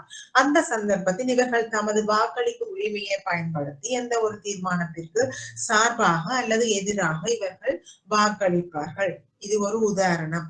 அல்லது கூட்டத்திற்கு பதிலாக ஒரு தீர்மானத்தின் மூலம் ப்ராக்சி voting, எங்களால வர முடியவில்லை, நாங்கள் எங்களுக்கு சார்பாக இன்னொருவரை நியமித்து அனுப்பலாம். இல்லாவிட்டில் இந்த கம்பெனிகளால் கூட்டம் நடாத்துவதற்கு முதல்ல ஒரு படிவம் ஒன்று இந்த பங்குதாரர்களுக்கு வழங்கப்படும். அந்த படிவத்தில் காணப்படும், இந்த கூட்டத்தில் இவ்வகையான தீர்மானம் எடுக்க போகின்றோம், இதற்கு நீர் ஆதரவாக வாக்களிக்க விரும்புகிறீரா இல்லை எதிராகவா என்று சொல்லி, அப்ப அதையும் இந்த பங்குதாரர் ஃபில் பண்ணி தான் ஆதரவா இல்லையா என்று சொல்லி தனது அதிகாரத்தை பயன்படுத்தி அங்கே தன்னுடைய தீர்மானத்தினை தெரிவிப்பார். ரைட்? அமைப்பு மேல சொல்லப்பட்டிருக்கின்றது நிறுவன சட்டம் என்று சொல்றது கம்பெனி சட்டத்தினால் வழங்கப்பட்ட அதிகாரங்கள். அடுத்தது அமைப்பு அகவிதிகள் ஆர்டிகிள் ஆஃப் அசோசியேஷன்ல வழங்கப்பட்ட அதிகாரங்களுக்குத்தான் இவர்கள் பயன்படுத்தலாம். எவ்வாறு திரும்பவும் பங்குதாரர்கள் மீட்டிங் நடக்கல அல்லது கூட்டத்துக்கு பதிலாக ஏதாவது ஒரு சிறப்பு தீர்மானத்தின் மூலம் இவர்கள் தமது அதிகாரங்களை பயன்படுத்தலாம். அடுத்தது இந்த கூட்டத்துக்கு பதிலாக தீர்மானம் என்று சொன்னால் பாருங்க பிள்ளைகள், அமைப்பு அகவிதிகளுக்கு உட்பட்டு ஆர்டிகிள் ஆஃப் அசோசியேஷனுக்கு உட்பட்டு 85% குறையாமல் ஒரு பங்குதாரர் கூட்டத்தில் வாக்களிக்க உரிமையுள்ள பங்குதாரர்களினால் கையெழுத்திட்ட எழுத்து தீர்மானம் மற்றும் பங்குதாரர்கள் அந்த தீர்மானத்தில் வாக்களிக்க 85% குறையாமல் வாக்குகள் வைத்திருக்கும் போது பங்குதாரர் கூட்டத்தில் செல்லுபடியானதாக கருதப்படுவதற்கு தகுதி பெறுகின்றது உண்டி. இவர்கள் எல்லாரும் என்ன செய்யலாம்? பங்குதாரர்கள் எல்லாரும் சேர்ந்து மொத்த 100% 85% குறையாதவர்கள் ஒரு தீர்மானத்திற்கு சார்பாக கையெழுத்திட்டு எழுத்து தீர்மானம் ஒன்றினை கம்பெனிக்கு வழங்கலாம். இல்லாட்டில் இவர்களிடம் மொத்த ஓட்டிங்ஸ் பவர்ல வாக்களிக்க தகுதியான பங்குகள்ல 85% மேற்பட்ட பங்குகள் இவர்களிடம் இருந்தாலும் கூட்டத்திற்கு பதிலாக அதாவது தீர்மானம் எடுக்கப்பட்டதாக கருதப்படும். அந்த சந்தர்ப்பத்தில் இது மஜோரிட்டி பவர் என்று நாங்கள் ஆங்கிலத்திலே சொல்லிக் கொள்ளலாம். ரைட். அடுத்தது exercise of power by resolution. தீர்மானத்தின் மூலம் அதிகாரங்களையும் இவர்கள் பயன்படுத்தலாம். சாதாரண தீர்மானம் ஆர்டினரி ரெசல்யூஷன் என்று நாங்கள் ஆங்கிலத்திலே சொல்லுவோம். அப்படி என்று சொன்னால் என்னென்றால் அமைப்பக விதிகளில் அல்லது சட்டத்தில் வழங்கப்படாவிட்டால் பங்குதாரர்களுக்கு ஒதுக்கப்பட்ட அதிகாரங்கள் ஒரு சாதாரண தீர்மானத்தின் மூலம் பயன்படுத்தப்படலாம். அமைப்பக விதிகளில் வேறு ஏதாவது வகையில் சொல்லப்படாவிட்டால் இவர்கள் தமது சட்டத்தின் மூலம் தமக்கு வழங்கப்பட்ட அதிகாரத்தை பயன்படுத்தி இவர்கள் சாதாரண தீர்மானங்களுக்கு இவர்கள் வாக்களிக்கலாம். ஆனால் சிறப்பு தீர்மானம் என்று சொன்னால் என்ன என்று சொன்னால் ஒரு தீர்மானம் எப்போது நிறைவேற்றப்படுகிறது என்று சொன்னால் அங்க மஜோரிட்டி ஓட்டிங்ஸ் இருக்க வேண்டும். 75% மேற்பட்ட பங்குதாரர்களின் பெரும்பான்மை கிடைத்தால்தான் அந்த தீர்மானம் நிறைவேற்றப்படும். சாதாரண தீர்மானம் என்றால் பொதுவாக நோமலா 51% இருந்தாலே அது தீர்மானம் நிறைவேற்றப்படலாம். ஆனால் சிறப்பு தீர்மானம் என்று சொன்னால் 75% மேற்பட்ட ஓட்ஸ் அல்லது வாக்குகள் இவர்களுக்கு கிடைக்க வேண்டும். தீர்மானத்தின் நோக்கம் முறையாக வழங்கப்பட்டு 15 வேலை நாட்களுக்கு குறையாத அறிவிப்புகள் பங்குதாரர்களுக்கு வழங்கப்படுதல் வேண்டும். இந்த சிறப்பு தீர்மானம் நிறைவேற்றப்பட வேண்டும் என்று சொன்னால் பங்குதாரர்களுக்கு போதிய அளவு நாள் வழங்கப்பட வேண்டும். அவர்கள் கூட்டத்துக்காக தங்களை தயார்படுத்தி இந்த வாக்களிப்பில் கலந்து கொள்வதற்கு தயார்படுத்த வேண்டும். ரைட். அடுத்த சிறப்பு தீர்மானத்தின் மூலம் அதிகாரங்களை பயன்படுத்துதல். நிறுவனத்தின் அமைப்பக விதிகளை எந்தெந்த சந்தர்ப்பத்துல இந்த ஸ்பெஷல் ரெசல்யூஷன்ஸ் பாவிக்க வேண்டும் என்று சொன்னால் அமைப்பக விதிகளில் ஏதாவது மாற்றத்தை செய்யணும் என்று சொன்னால் 75% மேற்பட்ட பங்குதாரர்கள் சம்மதம் தெரிவிக்க வேண்டும். ஒரு பாரிய பிசினஸ் டிரான்சாக்சன் உதாரணத்துக்கு பாருங்க பிள்ளைகள், இன்னும் ஒரு துணை கம்பெனி வாங்க போகின்றோம், இல்லாவிடில் இன்னும் ஒரு நிறுவனத்துடன் சேர்ந்து mergers 2 நிறுவனங்கள் ஒன்றாக சேர போகின்றோம் போன்ற பாரிய பரிவர்த்தனைகள் இடம்பெறுகின்ற போதும் 75% அதிகமான பங்குதாரர்கள் வாக்களிக்க வேண்டும். நிறுவனத்தின் ஒருங்கிணைப்பு 2 நிறுவனங்கள் சேருகின்றது, அமல்கமேஷன், அந்த சந்தர்ப்பத்திலையும் இது தேவை. நிறுவனத்தின் கூறப்பட்ட மூலதனத்தை குறைத்தல், அதாவது நான் சொன்னால் நிறுவனம் ஆரம்பிக்கல அவர்கள் தீர்மானிச்சிருப்பார்கள் ஸ்டேட்டட் கேபிட்டல், இந்த நிறுவனத்துக்கு தேவையான மூலதனம் எவ்வளவாக காணப்படுகிறது, அதில் ஏதாவது குறைப்புகள் மேற்கொள்ள போகிறோம் என்று சொன்னால் அதற்கும் இவர்கள் 75%க்கும் கூடுதலான வாக்குகள் தேவைப்படுகின்றது. நிறுவனம் தானாக முன் வந்து முடிவுக்கு கொண்டு வருதல். ஏதாவது ஒரு சந்தர்ப்பத்தில் நிறுவனம் இதுக்கு மேல இயங்க முடியாது, லிக்யூடேஷன் அல்லது கலைப்பு ரிசால்வ் பண்ண வேண்டும் என்று சொன்னால் அந்த சந்தர்ப்பத்திலும் 75% மேலான பங்குதாரர்கள் சம்மதத்தினை தெரிவிக்க வேண்டும். நாங்கள் ஏற்கனவே பார்த்தது மாதிரி ஏதாவது சந்தர்ப்பத்தில் நிறுவனத்தின் பெயரை மாற்ற போயினோம், சேஞ்ச் ஆஃப் நேம், அந்த சந்தர்ப்பம், ஒரு நிறுவனத்தின் நிலைமையை மாற்றுதல், ஸ்டேட்டஸ மாற்றுறது. ஸ்டேட்டஸ் என்று சொன்னால் சில வேளைகளில் அதனுடைய வியாபார நோக்கத்தினை மாற்றலாம், இல்லாட்டில் வேறு ஏதாவது பொருட்களை உப பொருட்களை உற்பத்தி செய்யலாம், அல்லது வேறு ஏதாவது பொருட்களை முற்றாக ஒரு பொருளிலிருந்து இன்னொரு பொருளுக்கு மாறலாம். எந்த ஒரு சந்தர்ப்பத்திலாவது நிறுவனத்தின் ஸ்டேட்டஸை மாற்றும் போது சில வேளைகளில் பங்குதாரர்கள் எண்ணிக்கையை கூட்ட விரும்பலாம் அல்லது குறைக்க விரும்பலாம். எந்த ஒரு சந்தர்ப்பத்திலாவது நிறுவனத்தின் நிலைமையை மாற்ற முயற்சி செய்கின்ற போது 75% மேற்பட்டவர்களினுடைய வாக்குகள் தேவை. இந்த கம்பெனிக்கு 100 பங்குதாரர்கள் இருக்கிறார்கள் என்று சொன்னால் 76 பங்குதாரர்களாவது இத்தகைய தீர்மானங்களை நிறைவேற்றுவதற்கு தமது வாக்கினை சார்பாக தெரிவிக்க வேண்டும். அதுதான் இதுல அர்த்தம் பிள்ளைகள். முதல் 3ஐ மற்றொரு சிறப்பு தீர்மானத்தால் மட்டுமே ரத்து செய்ய முடியும். ரைட்? எந்த ஒரு சந்தர்ப்பத்திலாவது இந்த சிறப்பு தீர்மானம் பயன்படுத்தி இந்த தீர்மானங்கள் நிறைவேற்றப்பட்டாச்சு, ஆனால் பிறகு அதனை திரும்ப ரத்து செய்ய வேண்டும் என்று சொன்னால் இந்த முதல் 3ஐயும் இன்னும் ஒரு ஸ்பெஷல் ரெசல்யூஷன் சிறப்பு தீர்மானத்தின் மூலம் ரத்து செய்யலாம். ஆனால் எந்த ஒரு சந்தர்ப்பத்திலும் 4வதையும் 5வதையும் திரும்பவும் மாற்ற முடியாது. ரைட், இந்த ஒரு ஸ்லைட்ஸ் இருக்கு பிள்ளைகள். ஷேர் ஹோல்டர்ஸ்க்கு அடுத்தது வந்து பங்குதாரர்களின் உரிமை, ஷேர் ஹோல்டர்ஸ் ரைட்ஸ். நான் ஒரு கம்பெனியினுடைய பங்குதாரராக இருந்தால் நான் அந்த கம்பெனி தொடர்பான இன்ஃபர்மேஷன் தகவல்களை பெறுவதற்குரிய உரிமை அல்லது ரைட்ஸ் வந்து எனக்கு காணப்படுகிறது. நிறுவனத்தினால் உழைக்கப்படுகின்ற வருமானம் அல்லது வருவாய்கள் அல்லது லாபங்களில ஒரு பகுதியினை அனுபவிப்பதற்கு எனக்கு உரிமை காணப்படுகிறது. கணக்காய்வு ஆண்டு பொதுக்கூட்டத்திலே இந்த குறிக்கப்பட்ட நிறுவனத்தின் நிதி அறிக்கைகளை கணக்காய்வு செய்வதற்குரிய கணக்காய்வாளர்களை நியமிப்பதற்குரிய வாக்கினை அளிப்பதற்கு எனக்கு உரிமை இருக்கின்றது.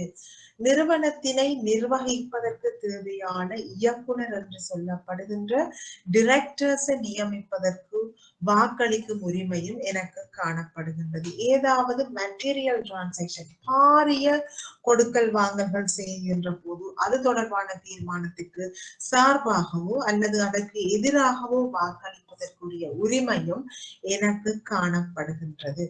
ஒரு சிறப்பு தீர்மானத்தினால் அனுமதி அளிக்கப்பட்டாலே ஒழிய பங்குகளில் இணைக்கப்பட்ட உரிமைகளை பாதிக்க எந்த நடவடிக்கையுமே எடுக்க முடியாது. ஏதாவது ஒரு பாரிய மாற்றங்கள் செய்ய வேண்டும் என்று சொன்னால் கட்டாயம் ஒரு ஸ்பெஷல் சிறப்பு தீர்மானத்தின் மூலம் பங்குதாரர்களின் விருப்பங்களை அறிந்து அவர்களுடைய வாக்குகளை பெற்றுத்தான் அத்தகைய மாற்றங்களை நிறுவனத்தினால் மேற்கொள்ள முடியும். ரைட், இன்னும் 10 நிமிஷம் இருக்கு பிள்ளைகள்.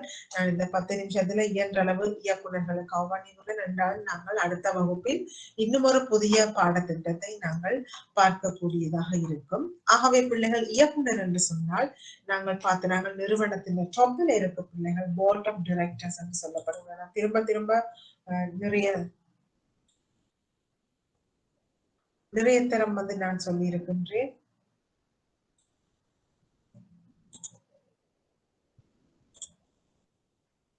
போர்ட் ஆஃப் டைரக்டர்ஸ் இருப்பார்கள். அதுக்கு கீழே சிஇஓவும் ஏனைய பிரதான துறைகளுக்கு பொறுப்பான அலுவலர்களும் காணப்படுவார்கள். அவர்களை நாங்கள் KMPs என்று சொல்வோம். ஆகவே நாங்கள் இங்கே பார்க்க போகின்றது அந்த உச்சத்தில் இருக்கின்ற போர்ட் ஆஃப் டைரக்டர்ஸ், அந்த இயக்குனர் சபையினுடைய இயக்குனர்களை பற்றி சுருக்கமாக அறிந்துவிட்டு போவோம். ரைட், ஆகவே பிள்ளைகள் அந்த இயக்குனர் சபையில் உள்ள இயக்குனர்கள் எல்லாரையுமே நாங்கள் இயக்குனர்கள் என்று கூறிக்கொள்வோம். இந்த இயக்குனரின் பிரதான கடமை என்ன? இவர் வந்து அல்லது இவர்கள் வந்து நிறுவனத்தின் நலன்களுக்காக அவர்கள் எது நல்லது என்று நம்புகிறார்களோ அதை செய்வதற்குரிய கடமை அவர்களுக்கு காணப்படுகின்றது. இது என்னத்தை சொல்லுதுன்னு சொன்னால், இந்த இன்ட்ரெஸ்ட் ஆஃப் த கம்பெனி, இவர்கள் நிறுவனத்துக்கு கூடாமல் எந்த விஷயம் தனது அறிவுக்கு எட்டிய வகையில் தன்னால் எடுக்கப்படுகின்ற தீர்மானங்கள் வந்து நிறுவனத்தின் நலனுக்காகத்தான் காணப்படுகின்றது என்று அவர் நம்புகின்ற வேலைகளைத்தான் அவர் செய்தல் வேண்டும். இருப்பினும் மற்றொரு நிறுவனத்தின் முழுமையான உரிமையை கொண்டிருக்கும் ஒரு நிறுவனத்தின் இயக்குனர் நிறுவனத்தின் அமைப்பக விதி பத்திரத்தில் வெளிப்படையாக அனுமதிக்கப்பட்டால் அவர் தற்போது இயக்குனராக இருக்கும் நிறுவனத்தின் நலனுக்காக இல்லாவிட்டாலும் அந்த மத்திய நிறுவனத்தின் நலனுக்கு அது நன்மை பயக்கும் என அவர் நம்புகின்ற செயலில் ஈடுபடலாம். இது என்னத்தை சொல்லுதண்டா பிள்ளைகள்? உதாரணத்துக்கு நாங்கள் பார்த்து பாருங்கோ, துணை கம்பெனிகள் பலது காணப்படும் நிறுவனத்து. உதாரணமாக பீப்புள்ஸ் பேங்க் என்று சொன்னால், பீப்புள்ஸ் பேங்குக்கு ஒரு சப்சிடியரி காணப்படுகின்றது, பீப்புள்ஸ் லீசிங் கம்பெனி. ரைட்? அப்ப பேங்க்ஸ் இருக்குது, பேங்குக்கு கீழே ஒரு சப்சிடியரி உப கம்பெனியாக இருக்கின்றது இந்த குத்தக கம்பெனி. இந்த இயக்குனர் வந்து, இது நான் பிள்ளை உதாரணத்துக்கு தான் சொல்கின்றேன் பிள்ளைகள். இந்த இயக்குனர் வந்து நாங்கள் பார்ப்போம் மக்கள் வங்கியில் இயக்குனராக இருக்கின்றார். அதே நேரம் இவர் அந்த மக்கள் குத்தகை கம்பெனியிலும் இவர் இயக்குனராக இருக்கின்றார். ஆனால் இது மக்கள் வங்கிக்கும் இந்த தீர்மானத்துக்கும் எந்த தொடர்பும் இல்லை.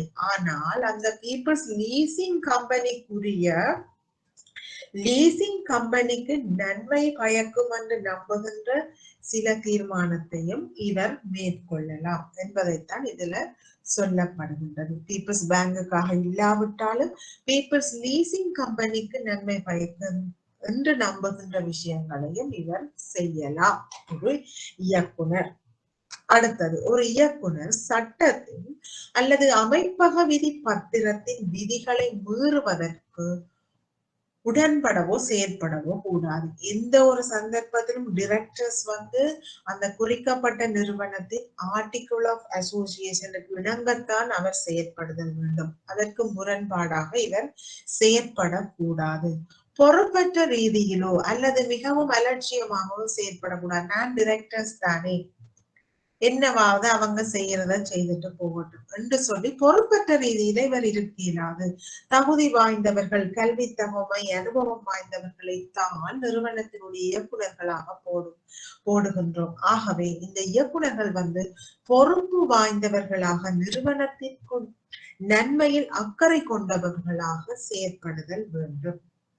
அவரது அறிவு மற்றும் அனுபவத்திலிருந்து நியாயமான முறையில் எதிர்பார்க்கப்படக்கூடிய பிரயோகிக்கத்தக்க திறன் மற்றும் கவனிப்பு அளவுக்கும் அவர் பொறுப்பு வாய்ந்தவராக காணப்படுகிறார். தன்னிடமுள்ள அறிவு, தன்னிடமுள்ள அனுபவம் எல்லாவற்றையும் நிறுவனத்தின் நன்மைக்காக பயன்படுத்துவதற்கும் இவர் பொறுப்புள்ளவராக காணப்படுகிறார். தகவல் மற்றும் ஆலோசனையின் பயன்பாடு. ஒரு இயக்குனர் அறிக்கைகள், ரிப்போர்ட்ஸ், ஸ்டேட்மெண்ட்ஸ், கூற்றுக்கள் மற்றும் நிதி தரவுகள், ஃபைனான்சியல் இன்ஃபர்மேஷன் மற்றும் பிற தகவல்கள், அடிஷனல் அதர் இன்ஃபர்மேஷன் மற்றும் தகவல் தயாரிக்கப்பட்ட அல்லது வழங்கப்பட்ட மற்றும் பின்வரும் நபர்களால் வழங்கப்படும் தொழில்முறை அல்லது நிபுணர் ஆலோசனையை நம்பலாம். ஆகவே இந்த இயக்குனர்கள் வந்து எத்தகைய தகவல்களை இவர்கள் பயன்படுத்தலாம் என்று சொன்னால், அந்த நிறுவனத்தின் ஊழியர்களால் வழங்கப்படுகின்ற தகவல்கள், இயக்குனர் திறமையானவர் என்று நம்பும் தொழில்முறை ஆலோசகர் அல்லது நிபுணர், இயக்குனர் சபையினால் சில வேளைகளில் அந்த துறைகளில் அனுபவம் வாய்ந்தவர்கள் கன்சல்டன்ட் ஆலோசகர்களாக நியமிக்கப்பட்டிருக்கலாம். அவர்களிடம் இருந்து கிடைக்கின்ற தகவல்களை நம்பலாம். இயக்குனர் பணியாற்றாத வேறு எந்த ஒரு அனுமதி அளிக்கப்பட்ட இயக்குனர் அல்லது இயக்குனர் குழு, இவர் இல்லாத வேறு யாராவது இவ்வாறு பயன்படுத்துவதற்கு இந்த நிறுவனத்தில் அனுமதி அளிக்கப்பட்டிருந்தால் அவர்களிடம் இருந்து கிடைக்கின்ற தகவல்களையும் இவர்கள் பயன்படுத்தலாம். ஒரு இயக்குனர்களின் ஆர்வமுள்ள பரிவர்த்தனைகள் அல்லது கொடுக்கல் வாங்கல்கள். இது பிள்ளைகள் நான் நினைக்க இன்னும் 3 நிமிஷம் தான் இருக்கின்றது. இந்த பைனான்சியல் இன்ஸ்டிடியூஷன் பாடத்திட்டத்துக்கு வந்து இதுக்கும் ஒரு பிரதான செக்ஷனாக இருக்கின்றது. கடந்த காலங்கள்ல சில கேள்விகள் கூட வந்திருக்கின்றது. இந்த ஆர்வமுள்ள பரிவர்த்தனைகள் அல்லது கொடுக்கல் வாங்கல்கள் என்று சொன்னால் என்ன என்று சொல்லு.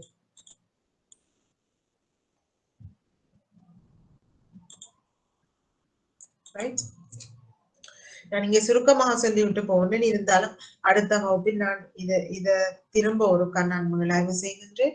இந்த ஆர்வமுள்ள பரிவர்த்தனைகள் என்று சொன்னால் ஒரு காட்சி அல்லது பரிவர்த்தனையில் இருந்து குறிப்பிடத்தக்களவு நிதிசார் நன்மையை பெறலாம். இயக்குனர் என்ன செய்வார்? தனக்கு தெரிந்தவர்களுக்கு அல்லது தனக்கு சார்பானவர்களுக்கு சார்பாக இவர் எந்த கொடுக்கல் வாங்கல்களையும் செய்யக்கூடாது. அப்படி செய்தால் அது வந்து ஆர்வமுள்ள கொடுக்கல் வாங்கல்கள் என்று சொல்லப்படும்.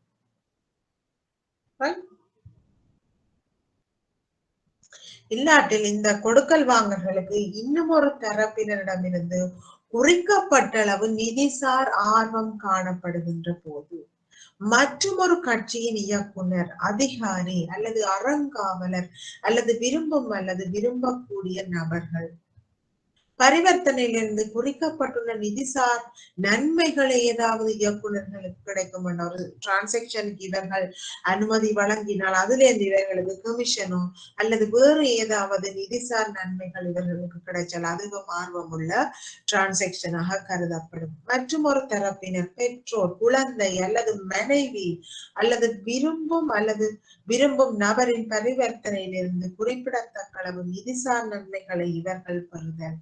நேரடியாகவோ அல்லது மறைமுகமாகவோ கொடுக்கல் வாங்கல்களில் ஆர்வம் காட்டினால் அவை எல்லாமே ஒரு இயக்குனர் ஆர்வம் காட்டும் பரிவர்த்தனைகளாக பார்க்கப்படும். ஆகவே எத்தகைய கொடுக்கல் வாங்கல்கள் வந்து இந்த ஆர்வமுள்ள கொடுக்கல் வாங்கல்களாக காணப்படுகிறது என்று சொல்லப்படுகின்றது. இது எல்லாமே இயக்குனர் சபைக்கு வெளியிடப்பட வேண்டும். அந்த அறிக்கையில வந்து வெளியிடப்பட வேண்டும். அப்படி வெளியிட தவறினால் என்ன செய்யப்பட வேண்டும்?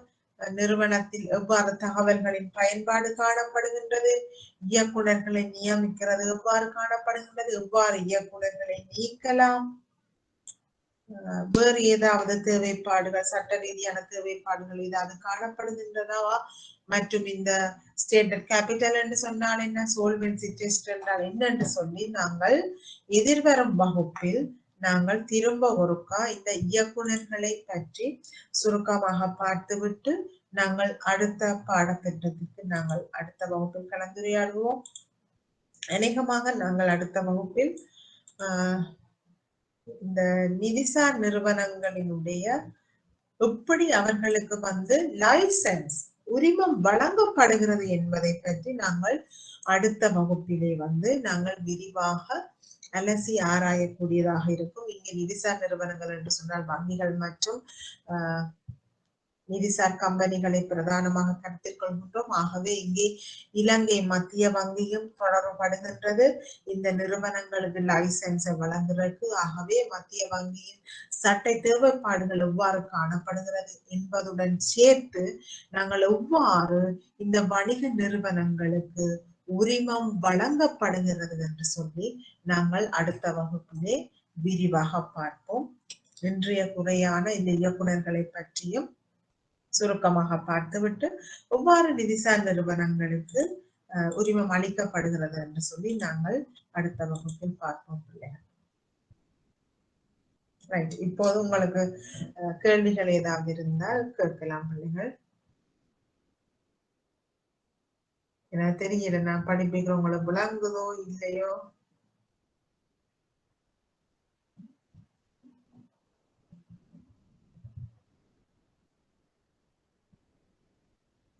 நீங்க பயப்பட தேவையில்லை. நான் அப்படியும் அப்பப்ப நான் பாஸ் பேப்பரையும் வந்து நான் கவர் பண்ணி கொண்டுதான் போவேன். அத்துடன் ஏற்புடைய சட்ட தேவைப்பாடுகள் எல்லாமே நான் உங்களுக்கு டாக்குமெண்ட்ஸ் அனுப்புவேன். இல்லாட்டில் எங்கே நீங்க வெப்ல வெப்சைட்ல எவ்வாறு அதை எடுத்துக்கொள்ளலாம் என்றும் நான் அந்தந்த வகுப்புல வந்து நான் கட்டாயமாக உங்களுக்கு தெரியப்படுத்துவேன். ரைட்? அப்ப கேள்விகள் இல்லாட்டி பிள்ளைகள் இவ்வளவு நேரமும் பொறுமையாக இருந்து இந்த வகுப்புல வந்து கலந்து கொண்டமைக்கு உங்களுக்கு என்னுடைய நன்றிகள். நாங்கள் திரும்பவும் அடுத்த வகுப்புல சந்திப்போம் பிள்ளைகள். Thank you. Thank you. Okay, thank you so much.